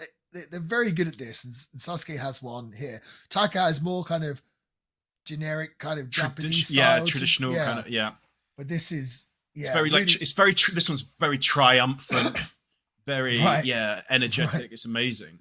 It's funny in this because so they say a lot that Vince, he never watches any wrestling outside the WWF whatsoever, and typically when a new wrestler is on his show, the first time he would have seen them is on his show. And he makes a line during this, something along the lines of like, oh, great Suzuki. He is a legend and out of this world. Or so I'm told. Or along those lines, or so I'm told. It's like, he has no idea who this guy is. Super good, though. First time I've seen him. You enjoyed him? I love this match. Yeah. Okay. That's great. Loved it. So both these wrestlers are from the company Michinoku Pro, which Great Sasuke actually founded. It was Great Sasuke's company. We spoke on week 1 about WWE introducing the light heavyweight division to kind of counteract WCW's cruiserweight division. Yeah. And you said they didn't do a great job of it at the time. Mm-hmm. And that when they elected cruiserweight, they had a better shot at it. But I thought this was this an outlier? Because this was incredible, man. Well, this was the start of it. This is before they actually did the tournament to crown the first light heavyweight champion. So they brought in Taka and Sasuke here, and Sasuke that is the one they're kind of promoting. It seems like Sasuke was the one that they wanted to bring in and build the light heavyweight division around. I think at the time when they approached them, Sasuke basically wanted a kind of working relationship with WWE where he wanted like WWE to use some of his Michinoku Pro guys and to allow Great Sasuke to use some WWE guys on his shows, which I think they later did. I think Undertaker actually did a Michinoku Pro show, and maybe Sonny and Chris Candido, maybe a few others. But Great Sasuke had no interest in sort of signing full time with the WWF. He only wanted to come in to, for special matches. He also apparently didn't want to do the job, which is obviously a big no-no. You can't have a wrestler contracted that won't lose. So yeah, they had this match here, and super, super fun, exciting match. I will say this. They've been building up this match, or at least really building up Great Sasuke from the get-go. I think had they known that they were going to end up running with Taka Michinoku, they would have probably sort of pushed him heavier. They probably would have definitely had Taka win. But again, I guess it was out of their control if Great Sasuke was refusing to lose.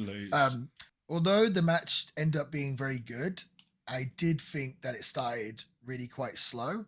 And it was a very Japanese style match. Like in Japan, they could start slow and start with their sort of reversals and ins and outs and chain wrestling, if you will. And that really works in Japan, like a slow build because the fans already know them. But I thought here, when throughout the show, they'd been really putting over this extraordinary Japanese match. And, you're going to see things that you haven't seen before, everything else. I thought personally they should have maybe started with some of this more flashy stuff that you don't see in America at the time. Started with that, then slowed it down because it seemed like it took quite a while to get the crowd into it. And it just seemed a bit like a disconnect when they say, oh, these wrestlers are out of this world, but then they did a good sort of 3, 4, 5 minutes of like not a whole lot of exciting stuff. I think it really picked up at one point. They're kind of been just trading holds and everything else. Then all of a sudden, Great Sasuke does like a big jumping spin kick and really nails and gets a good sound on Taka. It's kind of like, whoa. Yeah. There was also clearly like smart fans in the crowd because I noticed on maybe Taka's entrance, I saw a big sign on the hard cam saying, "This is work rate." And I saw another one that said, Taka is God. Taka is God. I've got that. Like there's a lot of support for Taka in the crowd, actually. But it's obviously the smart fans because this was his first ever match in WWE. Gotcha.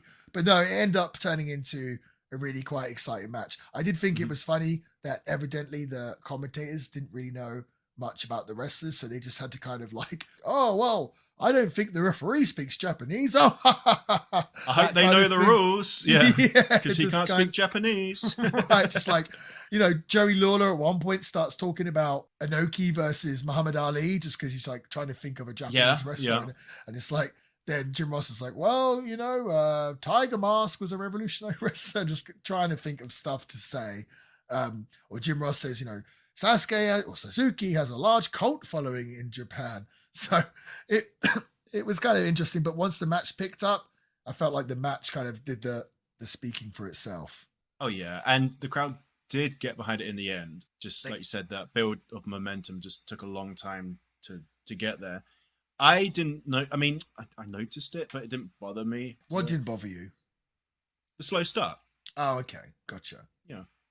I noticed there's a lot of strikes. There's a lot of drop kicks and kicks and less actual grappling, which is kind of different. It was super good, man. To me personally, like people talk about, oh, there's such an amazing match, such a great match. I personally didn't think it was an amazing match compared to a lot of the other stuff that these guys would have in Japan and everything else. But I guess it was just so different from the rest of the card that people, I think it's just, these are two wrestlers from Michinoku Pro and they're in the WWF. So I feel like, people kind of put it over a bit stronger than maybe it was, but they did get the crowd eventually. Mm-hmm. Taka, they were building up that Taka's finish as the Michinoku driver, and then he hit it, and then he kicked out, which is I've got that in my notes as despicable behavior. Well, it's the first time we've ever seen him, and his finish doesn't work. But I think it was just a case of these guys like go out there and just show the people what you can do. And Taka's not going over, but still wants to show off the Michinoku driver, which at the time would have been a pretty revolutionary move, like a new move where people hadn't seen it, could ooh and ah at. So it's like, oh, whatever, like let's throw the logic out the window and just do it. And they're kind of doing the match for the pops. There's no real heel or face here, really. It's just kind of like a display of wrestling action. But you didn't see a lot of the stuff they're doing here. It wouldn't look out of place now whatsoever. But back then in 1997, you didn't see a lot of stuff like this. Like one point, Sasuke does like a flying drop kick to the floor from the top rope to the outside. Taka does his run to the top rope and jump. He does a dive as well.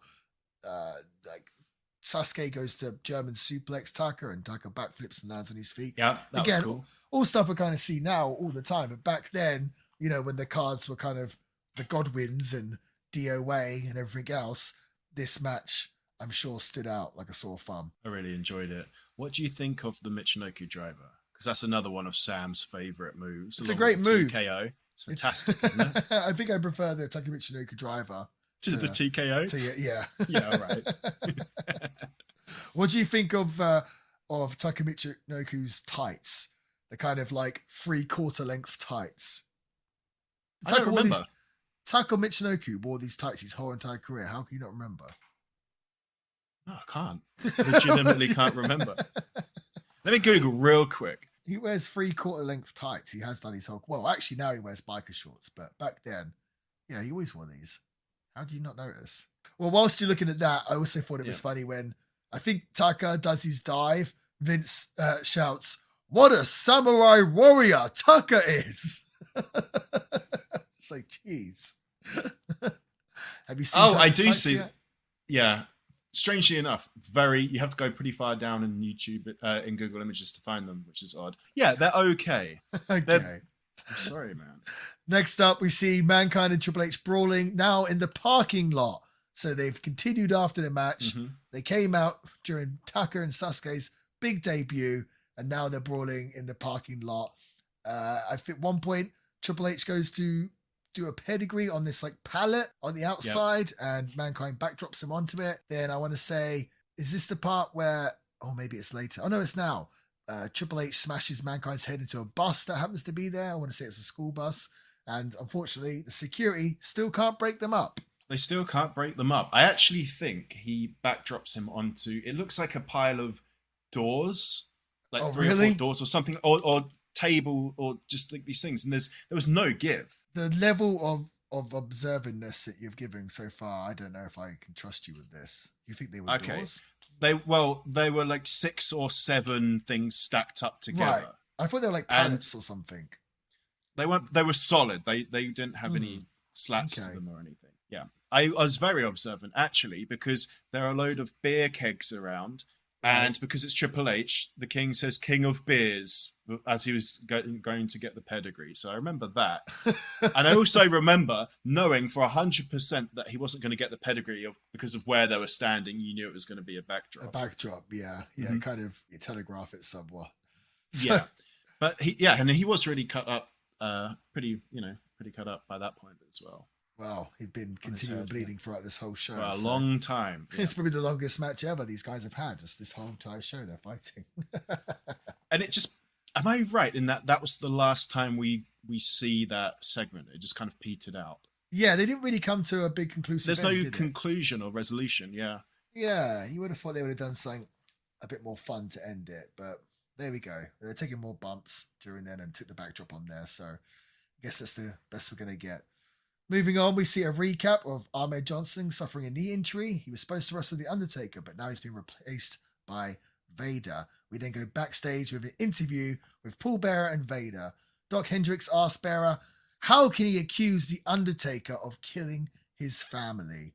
Clearly here we are getting into the arrival of Kane. We're setting the seeds that Undertaker's younger brother Kane is coming into the company. Paul Bearer says he doesn't know how the Undertaker can look in the mirror knowing that he killed his family. He says that Vader will win the world title tonight. So yes, we're building up Kane's debut. Paul Bearer has come out and said that the Undertaker had a younger brother and that his family were killed in a fire that the Undertaker set, and it killed his mum and dad, but it also burnt his baby brother's face and everything else. But Kane is alive and Kane is coming to the WWF. So this was pretty much just a vehicle for that.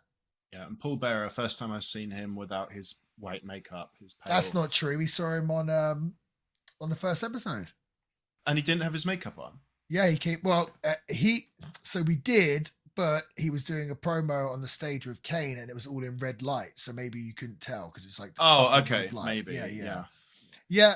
I mean, we're getting closer to the Attitude Era, and this is when people are updating their gimmicks. The kind of original Paul Bearer with the white makeup on and the bleach black hair. I don't know if that would have worked so well here in '97. I think he'd been doing it for the last sort of 4 or 5 years. So I think it was time to change, and he's kind of gone more to his natural look. Which is just the My Pillow guy. I guess so. Percy Pringle, that's Paul Bearer's real name, or at least that was his gimmick name before Paul Bearer. So he's looking more like Percy Pringle here. So we're getting ready for the big Undertaker and Vader match. We see a recap of Paul Bearer hitting Undertaker with the urn and Vader giving Undertaker a Vader bomb. So here it is, the WWF Championship. The Undertaker beats Vader with Paul Bearer in 12 minutes and 39 seconds with a tombstone. Pretty impressive getting the big man up for a tombstone, huh? I was thinking that. Jeez, imagine how much does he weigh? Wow. Well, they say 400 pounds. He's probably not 400 pounds, but he's still massive. That's for sure. He's got the physique that I want. I want a Vader physique. I'm not kidding. Yeah. Why? That'd be great, wouldn't it? Why? Well, because everyone wants to be ripped nowadays. But I want to look like Vader. Well, it's funny you say that because Vader, he does it during this. He always does shows off a bicep or does the double biceps. But he's got big arms, but they're not they're not muscly. Yeah. Muscly arms, you know what I mean? He's kind of fat and strong. He's undoubtedly got muscles under that fat. Yeah. You know? Yeah. But he's just, I've noticed that. It's pretty funny. I don't know. Did you ever hear about years ago that Will Ospreay had a match with Vader? Did you ever hear about this? No. Okay, so I'm sure the listeners will know about this. So basically, it's all started. Ospreay and Ricochet had a match on one of our Super Junior tours in Japan, the Super Junior tournament. And obviously, Will Ospreay does a bunch of high flying, and Ricochet does a bunch of high flying. And I've always said, I think those guys had better matches when they wrestled someone like me, when there was someone to kind of be the base and ground it, and then they would do the flashy high flying stuff. So when they get together, it's just all high flying, high whatever. Anyway, so there was a spot in the match that they did where they did a bunch of kind of acrobatics, a bunch of head scissors, but he cartwheels out of it, ducks the kick, handspring, double backflip. They both did a handspring on the ropes and both did a backflip and kind of met in the middle and stood off. It was very, very, very impressive. Super impressive. But definitely kind of, how would I say this? Overly choreographed? They made it look, they did a good job of making it not look choreographed, but it's definitely but they were pushing the limits of how you could suspend your disbelief. Do you know what I mean? Wrestling, you're obviously, you're suspending your disbelief as it is. And because, an Irish whip is pretty ridiculous. But when two guys both run and do double handsprings off the ropes and then double backflips and kind of meet in the middle, it's kind of I don't think these guys are trying to hurt each other, but it's very impressive. And they did it. I want to say it was at Korakuen Hall or somewhere in Japan, and the crowd ate it up and the crowd went nuts, so they loved it. But anyway, so this super long and contrived spot that they did went on the internet and basically went viral because everyone had an opinion on it. Loads of people were saying this is amazing, but at the same time, there was a lot of people that was this is not wrestling. This is garbage. Too much. Yeah. Right. What happened to wrestling? And one of those people was Vader. Vader basically tweeted something along the lines of, "This isn't wrestling," and whatever else. And then Will Ospreay, being the guy that he is, that would, he can't help himself. I can't really remember exactly now, but basically he started going at it with Vader on Twitter. So they're fighting, and it seemed like the fans would take a camp. They were either in the new school camp where they're with Ospreay, where it's kind of like old man shouting at clouds, like wrestling has evolved, like wrestling is art, it could be anything you want. And then there was the other camp with Vader, like, no, you're right, Vader, this is not wrestling. What happened to the business?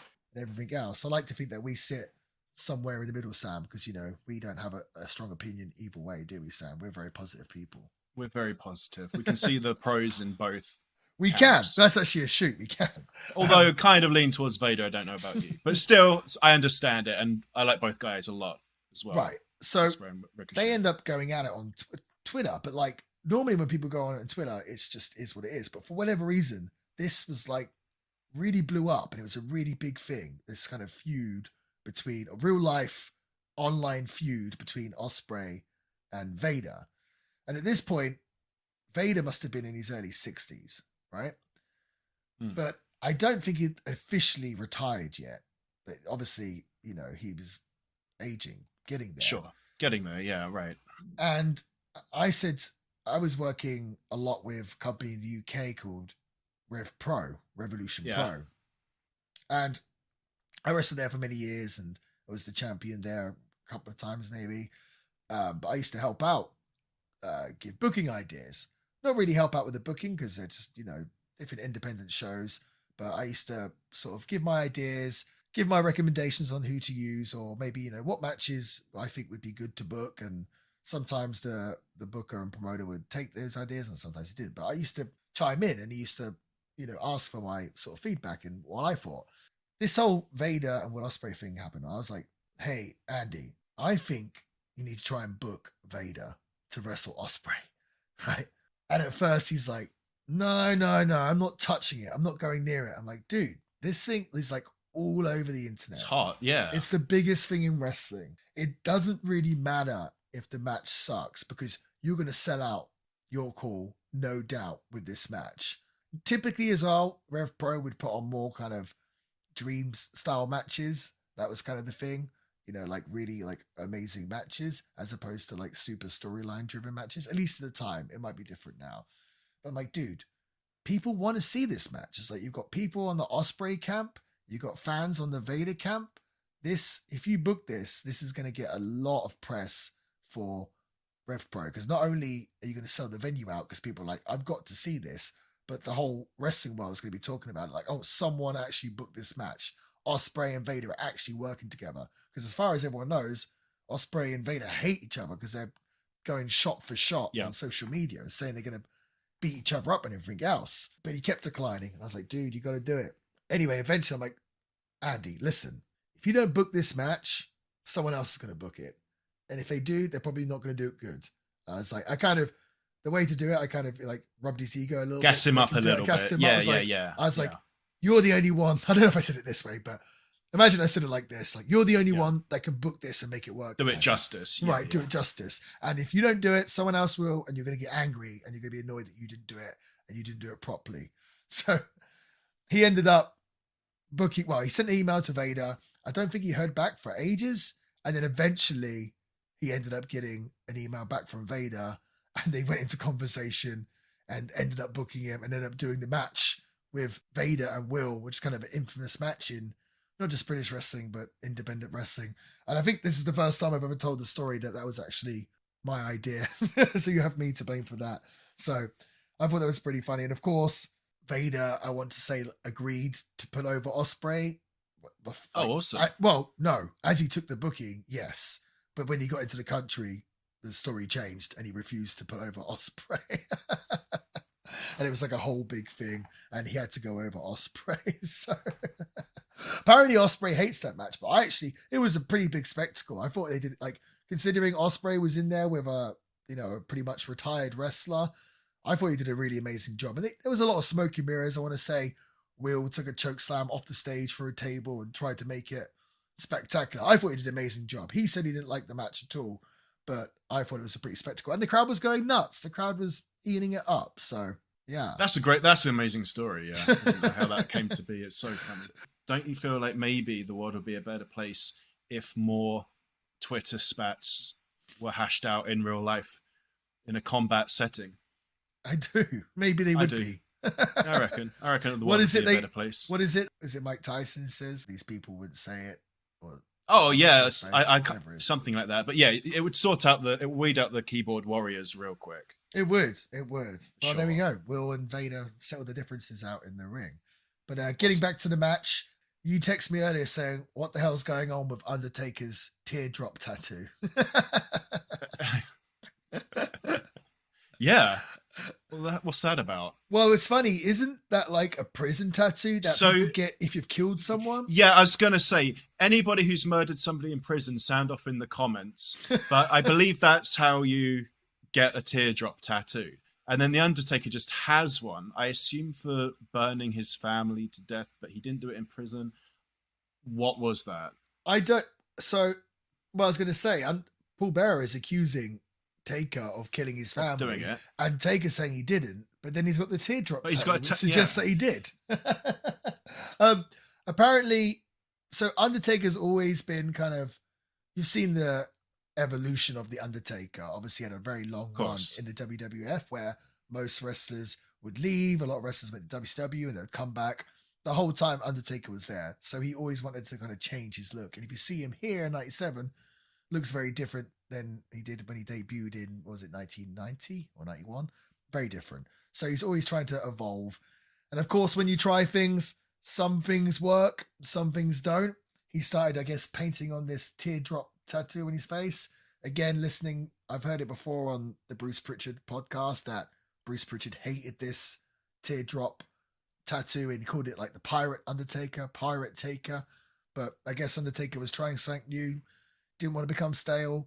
And yeah, to me, it wasn't a hit. It was a bit of a miss, the teardrop tattoo. I assume you hated it. You have a strong opinion. There we go. It was finally, it was ridiculous. I've got a strong opinion that the best Undertaker look is the purple gloves.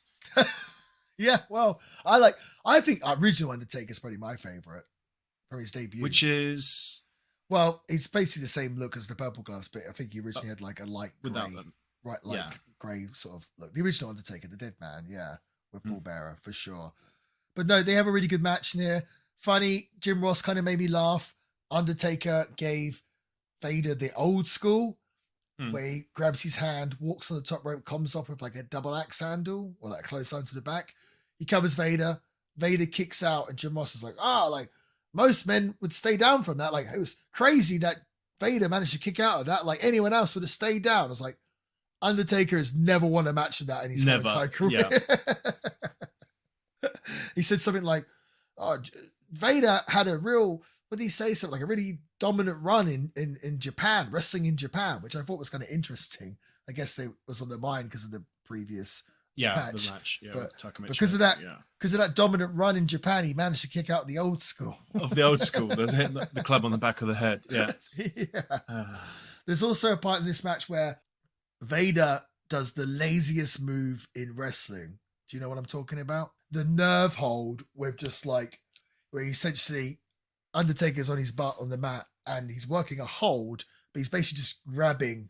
Oh, on nerve. Yeah. And it just looks so lazy and just so like almost like he's giving him a massage. Yeah. But what's so funny, the crowd, actually, for whatever reason, we haven't spoken about the crowd yet on this podcast. And we should say, this crowd I've got notes on the crowd for the final match, They're but so throughout, hot. Yeah, geez, dude, man. He has him in the nerve hold, the laziest move in wrestling. Doesn't look like he's trying to hurt him whatsoever. And the Undertaker starts coming up, like fighting up, or at least standing up. The camera, the hard cam, starts shaking because the building is going so nuts, and the building starts shaking. They are going absolutely ape. You know what? For that, it's crazy.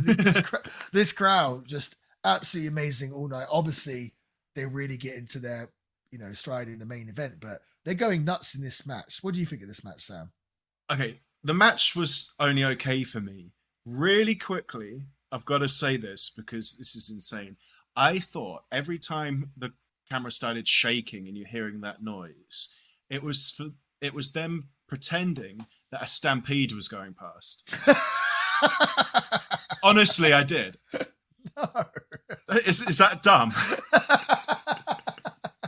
I thought they just shook the cam and they'd put the noise in. It's like, oh, a stampede's going past. That's a great theory. Is that the dumbest thing you've ever heard? It's up there. Unfortunately. So that was real. Like, that's literally the crowd just stamping. Wow. That's yeah. That's so funny. Because it happened multiple times. It did. This crowd, this is why this show is kind of famous. People look back. People look back at this show really with fond memories because of how hot the crowd was throughout the whole entire show. Especially here, especially the main event. So there was one point where they botched a tombstone attempt, which I actually think was Undertaker's fault because he got Vader up for the tombstone, which was ridiculously impressive. Then, in itself, right. Then he went to lean back for Vader to kind of fall down and land on Vader's feet, and to then pick up Undertaker for a tombstone. The old tombstone reversal. Mm-hmm. But as Vader lands on his feet, so he's got his arms around Taker's back. Yeah. When you do that spot, it's easiest just if you're the guy that's about to get lifted up into the tombstone, if you just let the guy deadlift you up. If you try and kick your legs up and throw yourself up, the guys always end up botching it. The weight distribution always ends up falling the guy forward. So it realistically, once Vader is landed on his feet, Undertaker just kind of needs to stay where he is and Vader can just deadlift him up. I know obviously Undertaker's a big guy, but it's still, and it's not necessarily easy, but that's the safest way of doing it, just for him to deadlift him up. If Undertaker tries to throw his legs out, the way that Vader's bent over holding that weight, he's not going to be able to get him up unless you time it like perfectly. So I saw it happen. I was like, I could tell when Undertaker threw his legs out, I was like, oh, they're going to botch this, and then boom, they kind of rolled over. But I actually thought that it kind of, because the finish ended up being the tombstone, seeing the kind of botched attempt earlier kind of made the tombstone even more impressive almost. The final one, actually. Yeah. So I like that. I didn't think this was the most amazing match. This is my least favorite match of the night. Yeah, and that's the thing they said about this show is kind of, if Vader versus Undertaker is the worst match of the night, then it's you've got a good one. Yeah. Vader never. It's funny because Vader had such dominant run in Japan. His first night in Japan, or at least first night in New Japan, he beat up Antonio Inoki and destroyed him in like 3 minutes. I think it was something like that. Whereas Inoki never lost, let alone in 3 minutes, and ended up being a riot in the Sumo Hall where New Japan got banned from Sumo Hall for years because of Vader's victory. And he was this dominant champion in Japan, and then he obviously in WCW, and Crockett was his dominant wrestler. He comes to the WWF and it really doesn't work out for him. Here, they kind of start strong in 96, 97, but he had the world title match with Shawn Michaels in 96, SummerSlam 96, which we'll have to review maybe sometime soon. And the match didn't go well. And there's a famous bit in the match when Shawn Michaels jumps off for the elbow drop and Vader's supposed to move. But Shawn realizes as he's in the air that Vader's not moving. So he kind of just like jumps and kind of lands on his feet and then just like kicks Vader straight in the head, like, you piece of crap. And Shawn had a lot of power, didn't like working with Vader because Vader was really stiff and he thought it could be kind of reckless. And people said he didn't used to smell the best either, or be the most, the best cleansiness. So after his match with Shawn, his WWF run kind of writing was on the wall for him, was it? It was, and towards the end, like 98, he's in the mid card and like he's one of the pay-per-views. I want to say he puts over Mark Henry, but this is before Mark Henry became a main eventer. So when Mark Henry was low down on the card, and after the match, we have to watch this. I think it's No Way Out, 1998. Vader loses the match, and the commentary or announcer asks him, "Oh, Vader, what happened?" And he's like, I'm just a fat piece of shit. I'm just a fat piece of shit." It's like, oh, geez. Like, that's what we got with the Vader character. Tantrum. right. But no, I mean, we spoke the other day about, we spoke about WrestleMania 14 when Kane kicked out of 2 tombstones. Here, Vader kicks out of 2 chokeslams. Chokeslam, yeah, which isn't as bad to me, but okay. No, because Undertaker would use his chokeslam as a finish, but typically it was the tombstone. So, and like Vader's supposed to be this monster, so they kind of keep him strong, by kicking I out. thought that was acceptable, honestly. I thought it worked nicely here. I thought it worked pretty nicely. I agree, man. But overall, I thought it was all right. But yeah, probably the weakest match on the card. Next up, we're getting ready for the main event. Yeah. We see a video package where, funny enough, we're getting ready for the main event and putting the main event over. But in the video package, they're showing the kind of faction wars between like the DOA and Nation of Domination, Los Barricas, who aren't involved in this match whatsoever. But I guess they're just trying to get over this whole, the WWF is all divided into factions, obviously with the Hart Foundation kind of being on top. It shows Steve Austin's feud with the Hart Foundation. Bret Hart heals the American crowd for cheering Austin's team. Says it will be a different story when they cross the border. The moment of mayhem has arrived, the voiceover guy says. And we see lots of clips of chair shots and everything else. We then go backstage and there's an interview with Austin's team. Goldust says that he put the team together. Shamrock says that it's time to get it on. Animal says that this has nothing to do with the USA or Canada. And Hawk says, ooh, what a rush. And funny enough, Austin doesn't speak here. Which just storms out, yeah. Just storms out, which I thought we were building to this Steve Austin big long promo, but I guess not. I actually enjoyed that fake out. It was interesting. You know, one thing I noticed is, so your favorite Goldust is here. My man, yeah. Goldust here, and I guess we'll get into it in the match as well, but in this promo and everything else. This is 1997, sort of, well, it's July 97. He's pretty far removed from the original Goldust character here. The character, you mean? Yeah. Mm-hmm. So, obviously, his gimmick was very, well, how would you say ostentatious. Yeah, provocative, everything else. Push the boundaries. I guess... A little bit boring here, man. Well, I guess they got a lot of pushback. What's the it's a shame. What is the, like, is it Mothers Against TV or something? You mean like what right to censor kind of lampooned? What were they called Parents again? like something like Parents for Decency or something like that. Right. I guess they'd really pushed hard on the Goldust character, and they were getting a lot. So of flack it was for working. Well, it was working. It was a good character, man. If that's But I guess they had to push back on the Goldust character. So here, pretty much, Goldust's character is kind of just Dustin Rhodes in gold. In the Goldust outfit. Suit. Yeah.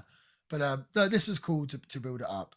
We then see, they say, here to sing the Canadian national anthem from Vancouver, British Columbia, Farmer's Daughter. I had to rewind this like 3 times to be like, what did they say? I was like, whose daughter? Whose daughter? So we see 3 very 90s looking women, all with short haircuts and sort of shiny pleather jackets, sing the Canadian national anthem, and the crowd here in Calgary eat it up. They are super patriotic. The crowd is full of Canadian flags. It's full of pink, just like my background is today if you're watching the podcast. This was actually pretty cool. This kind of got me pumped up. And normally, traditionally, with pay-per-views, if they ever have their national anthem, it would be at the start of the show. Normally, obviously, the American national anthem at the start of the show.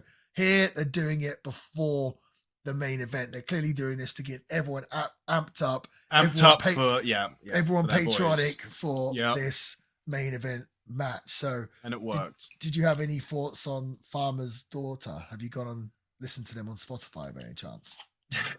I have not. They didn't really work for me. I don't know how popular they were at the time. Never heard of them.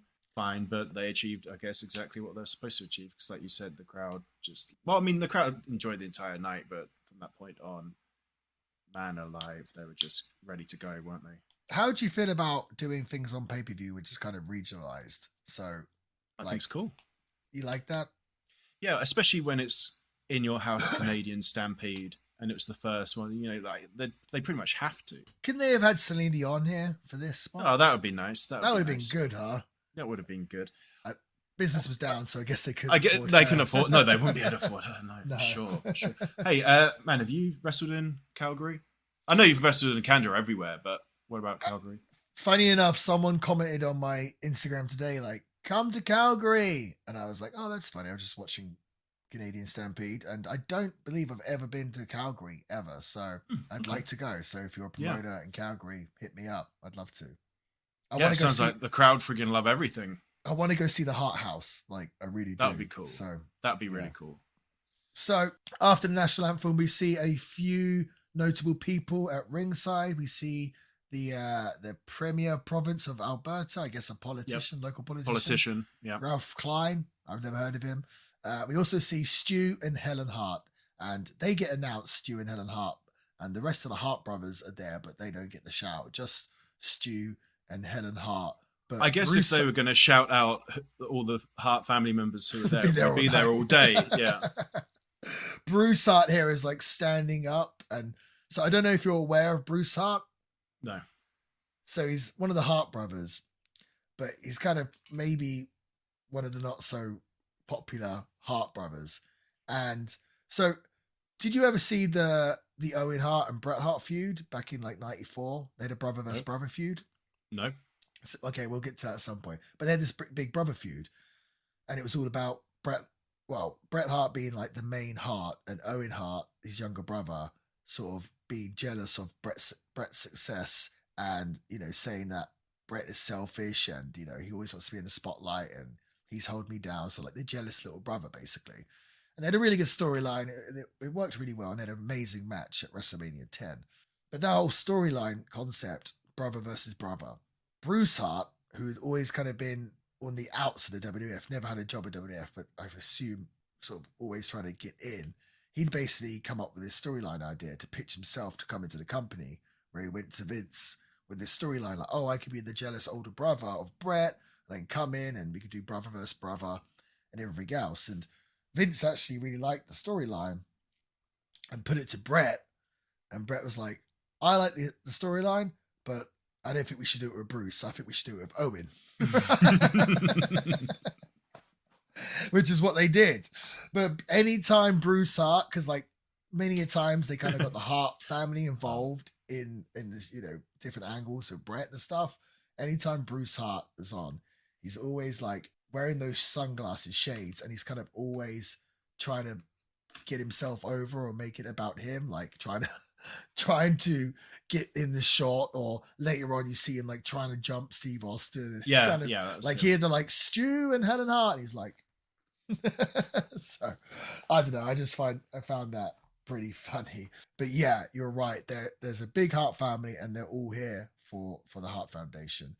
We see the entrances. We also see during these entrances, Ken Shamrock's made his entrance, and you see three women. Do you see the three women in the crowd they had three different t-shirts? Ken, Sham, Shamrock. Yeah. You don't really see people do that anymore at wrestling shows. No, I wonder if that should be something that's brought back. And I was expecting like Ken Shamrock rocks. Yeah, rules or something. Yeah, something Ken, like that. Yeah, Ken rock.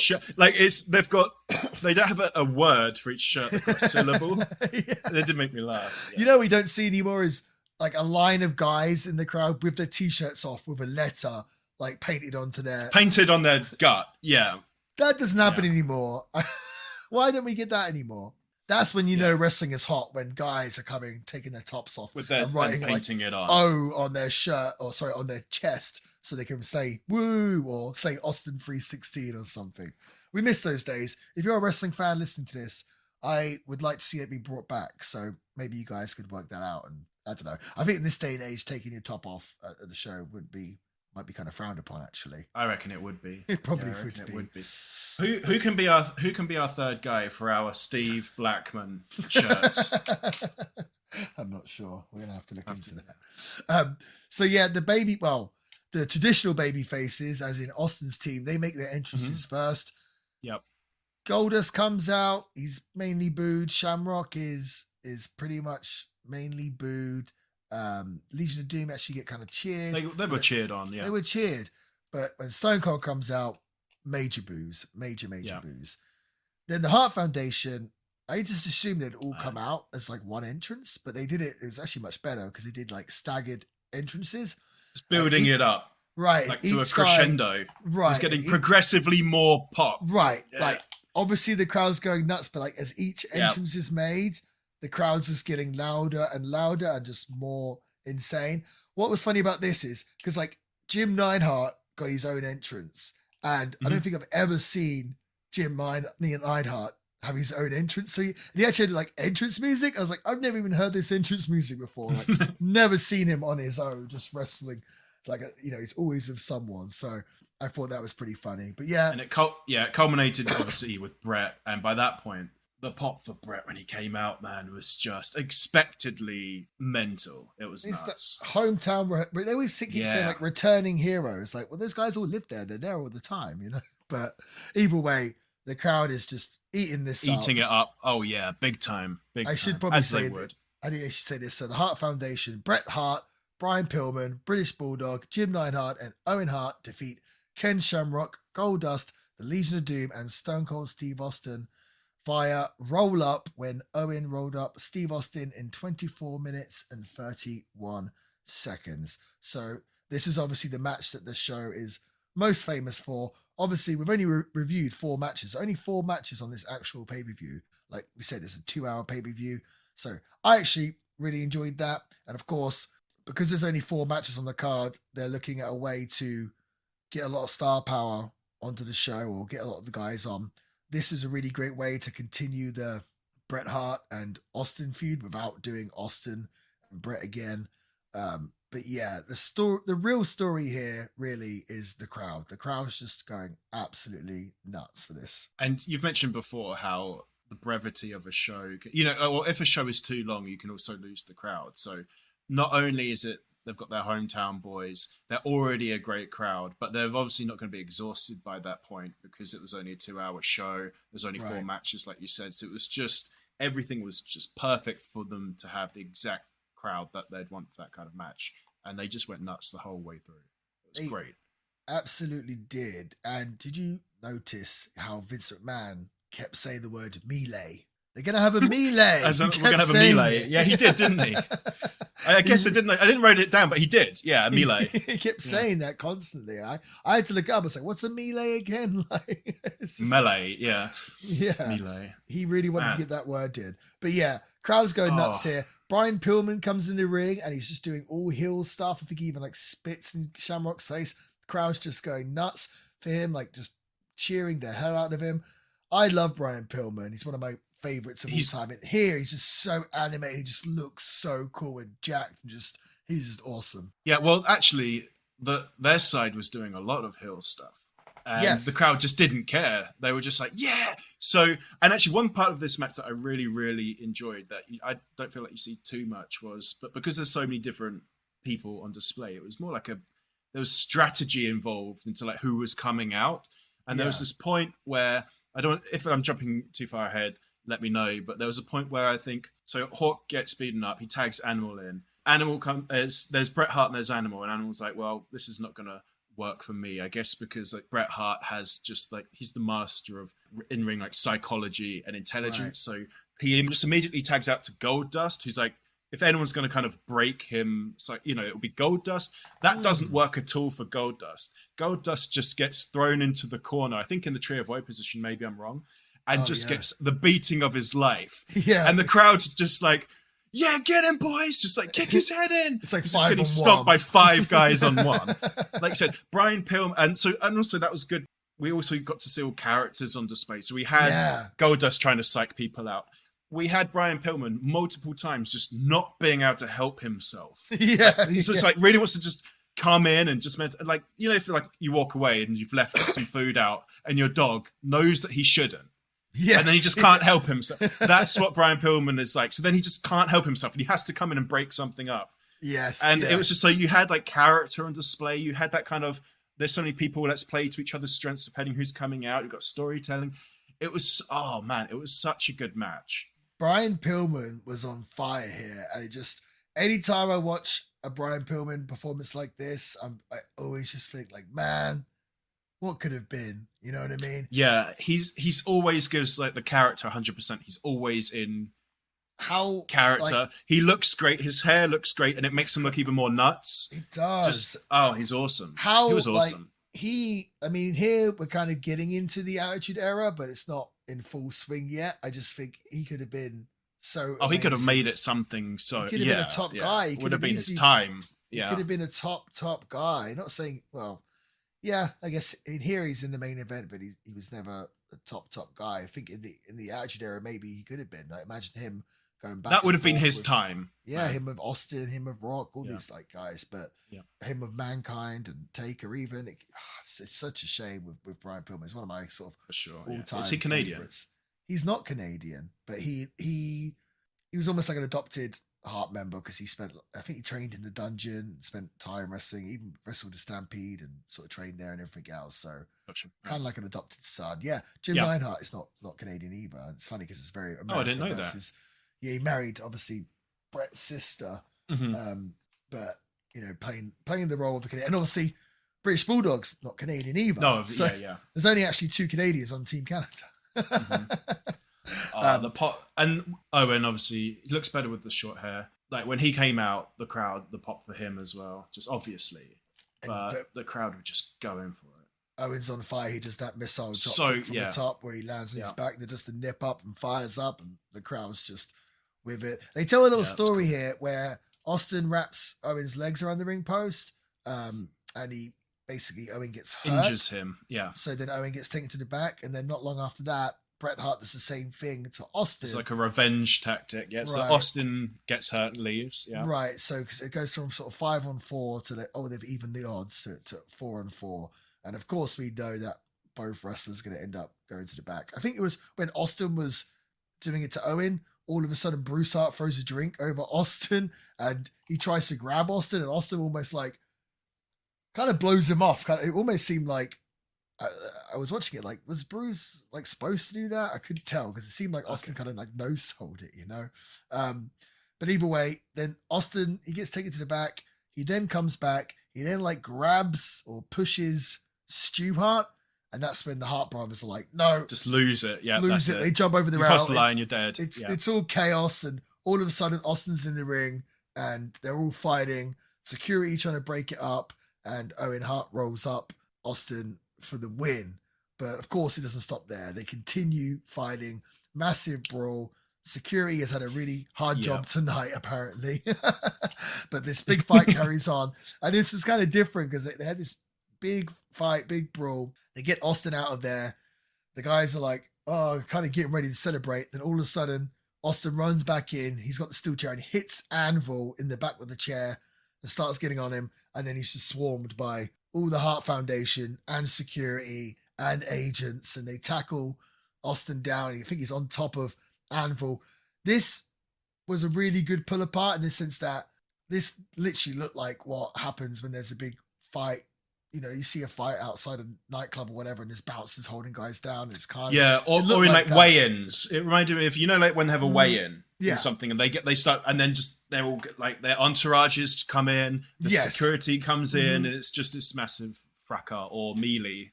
Melee. The highlight, I think, of this, it's funny, we're only on episode 4 of Chilling with the Villain, but once again, Austin is getting put in handcuffs. I've got this. 50% of our episodes have Austin in cuffs. Austin getting arrested. They put the handcuffs, security put the handcuffs on Austin, and obviously his arms are behind his back, and they're escorting him out. And just to keep being a major heel, to heel out of the crowd, he like bends over and puts the middle fingers up to the audience. I thought that was amazing. That was dedication to being a heel. That was awesome. Just a little thing I wanted to say. This British Bulldog gives Goldust, I think it was, a superplex. It kind of worried me. What about you? Because they were really scrambling on the ropes, and then they just kind of did it last. Like, that's normally both big guys as well, right? Superplexes go normally. I do a superplex a lot, and you got 2 guys standing on the top rope. You kind of gotta, you get up there and you just gotta go. You've got to go. But they pulled it off. They're okay. They did. And Goldust is a big guy. I mean, they're both. He's huge. Guys. They both are. Yeah. Mm-hmm. So this match had what you'd call an afterbirth, right? Mm-hmm. But like I felt like, unlike last week with Thunder, this one was well earned. Yeah, this one meant something. It was very organic and it was well earned. Yeah, and also, so one was it Owen Hart or was it Bret Hart? I think it was Bret Hart rolled up Stone Cold. That was Owen. It was Owen. And I felt like that. I don't know what your opinion is, but I felt like that finish didn't make anybody look weak at all because Stone Cold's obviously distracted with everything that was going on. It wasn't like he got he was just distracted. It was a quick pin, so it didn't make him look weak. It just made him look like he lost his composure for a second, and someone took advantage of that. What do you reckon? That was the idea, I think, in the booking. It was kind of like give the crowd what they want with Austin going down, but also where no one would even remember the finish because they just remember the carnage that took place after the finish. They pulled it off incredibly well. They did it really well. It's a masterclass. This Owen Hart getting the pin on Austin, this obviously led to, because this had been a feud between Bret and Austin the whole time. And then after this, Bret basically went into a feud with Owen, which led to their SummerSlam 97 match. Is that right? Yeah. Where Owen gave Austin the sit down tombstone. Pile driver or something, yeah. Pile driver. Well, Austin broke his neck. So I thought that was an interesting. Genesis. I'm sure we'll get to it. You've seen that before, right? What, that power driver? Yeah. Mm-hmm. So it's nice. What's crazy about that is the match was if Austin loses, he has to kiss Owen Hart's ass. So he takes the pile driver, his legit neck broken, and Owen stood there and he's like, Austin has to beat me. Like, he can't just pin Austin because the thing is, Austin has to kiss his ass. So Austin, like, Owen Hart just has to kill time, like showing out to the crowd, like, you know, shouting out and turning his back and going to the crowd. And he's like telling the referee, like, tell Austin to roll me up. Tell Austin to roll me up. And he's just there for ages. And eventually Austin comes and just like the worst roll up of all time because he's like, obviously, he's got a freaking broken neck and a broken neck. It's insane that he managed to move. But I don't know. I was just thinking about that when I watched this finish, knowing what this match would lead to. Yeah, it's crazy. Yeah, it was an absolutely incredible match. And like we said, it's just funny how we're only 4 episodes in and 50% of them now have Taka Michinoku waiting an inordinate amount of time for some Americans to just stop doing something, some hijinks. And 50% of her episodes end up or have Austin hauled away in handcuffs. Maybe I planned it that way. So the show ends with the friends and family of the Hart Foundation in the ring celebrating with the Hart Foundation, and they just keep on coming. It's you got doesn't stop, does it? Yeah, cousins and aunties and uncles and there's kids. There's I know in the ring Teddy Hart is in there. Do you know Teddy Hart? Yeah. Yeah. Is he actually a Hart? Correct. Yeah. Oh, I just thought it was a coincidence with his name. I never put the two together. Yeah, oh, is he really? Wow. Yeah, Teddy Hart is a legit Hart. Harry Smith was in the ring. You see, obviously, it's Bulldog's son. You see Bulldog pick him up.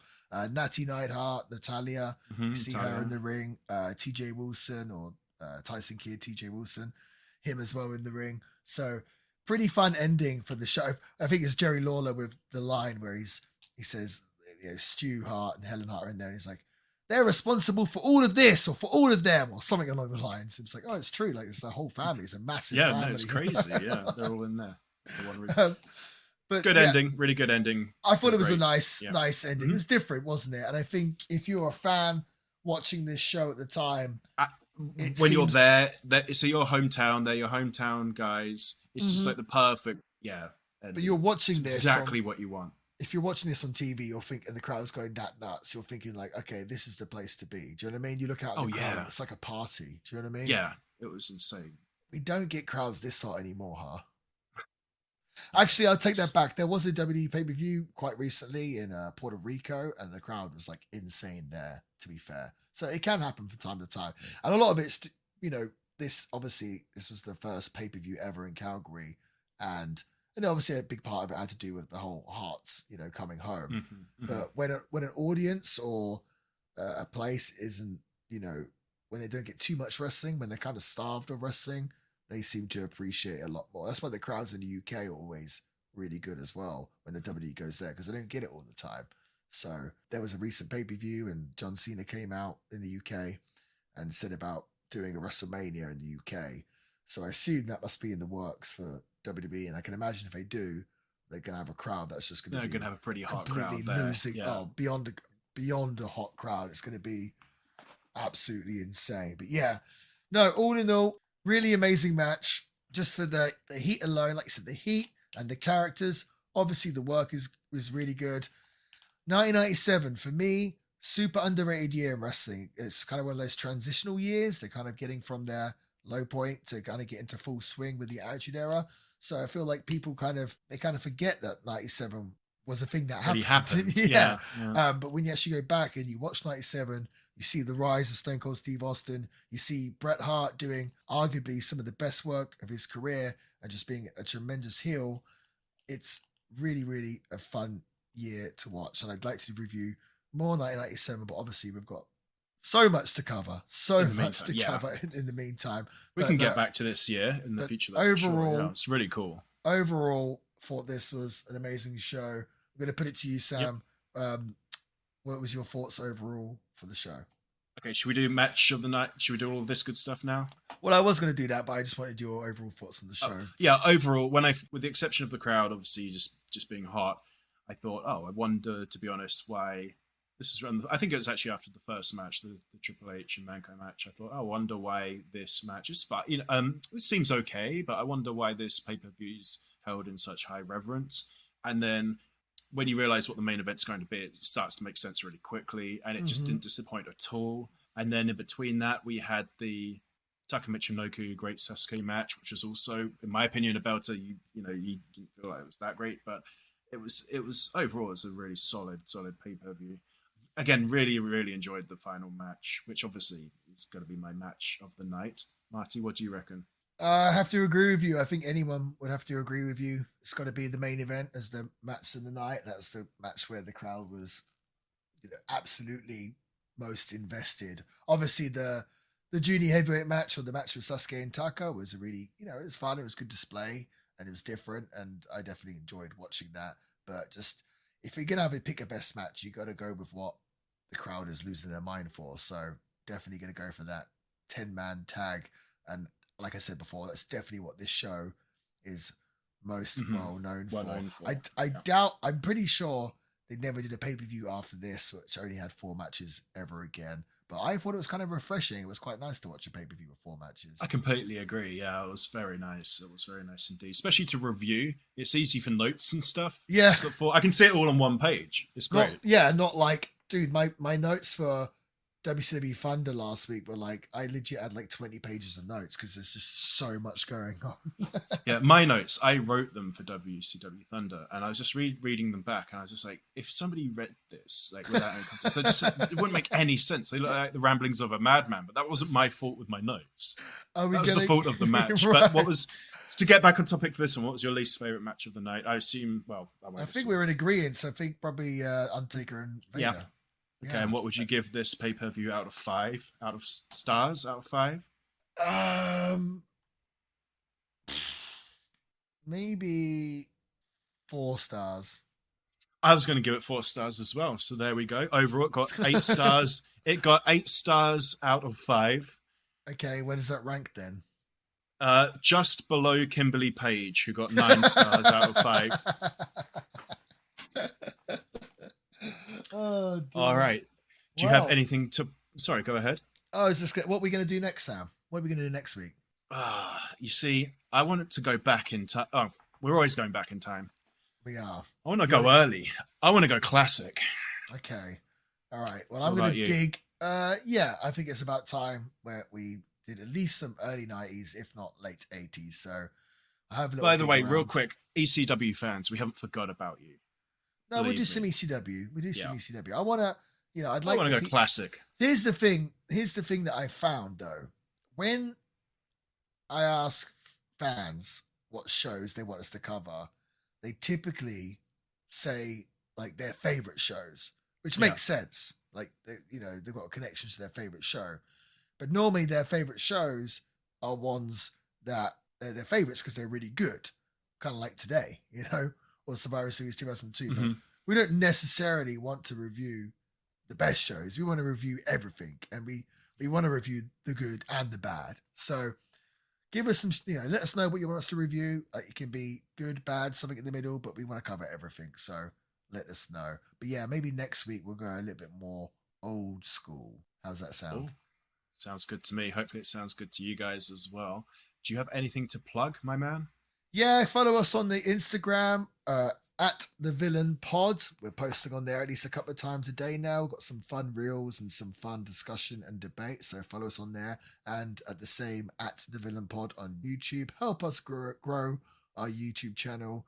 I would really appreciate that. And we also, greatly appreciate that, for sure. Yes, and keep your eyes on my Instagram for, by this point, I should have announced when the new jerseys are coming out. So make sure you get yourself a Villain jersey, because we're only making 50 of them and they're going to go really quickly. And then I probably won't bring them out again for years and years. And you're all going to pester me saying, Marty, when are you bringing jerseys back? It's either, Marty, when you bring the jerseys back, or Marty, when are you coming to AEW? So both those ones, you can stop asking the jersey one if you just get yourself a jersey when they come out. So that's all I have to plug. All right. I think that's everything we've got for now. So if you want to hold up the book. Which one? So I can sign off. Oh. Well, the people that are listening to this, which is the majority, I'm holding up John Lister's British Wrestlers of the TV Era. Have a good week. Till next week. That's what I'm holding up. I've got nothing to say now. Oh, I just spoiled it for you. Cut that bit out and say your line. Sam, see us out. All right. Hold up the book. Have a good week. Till next week.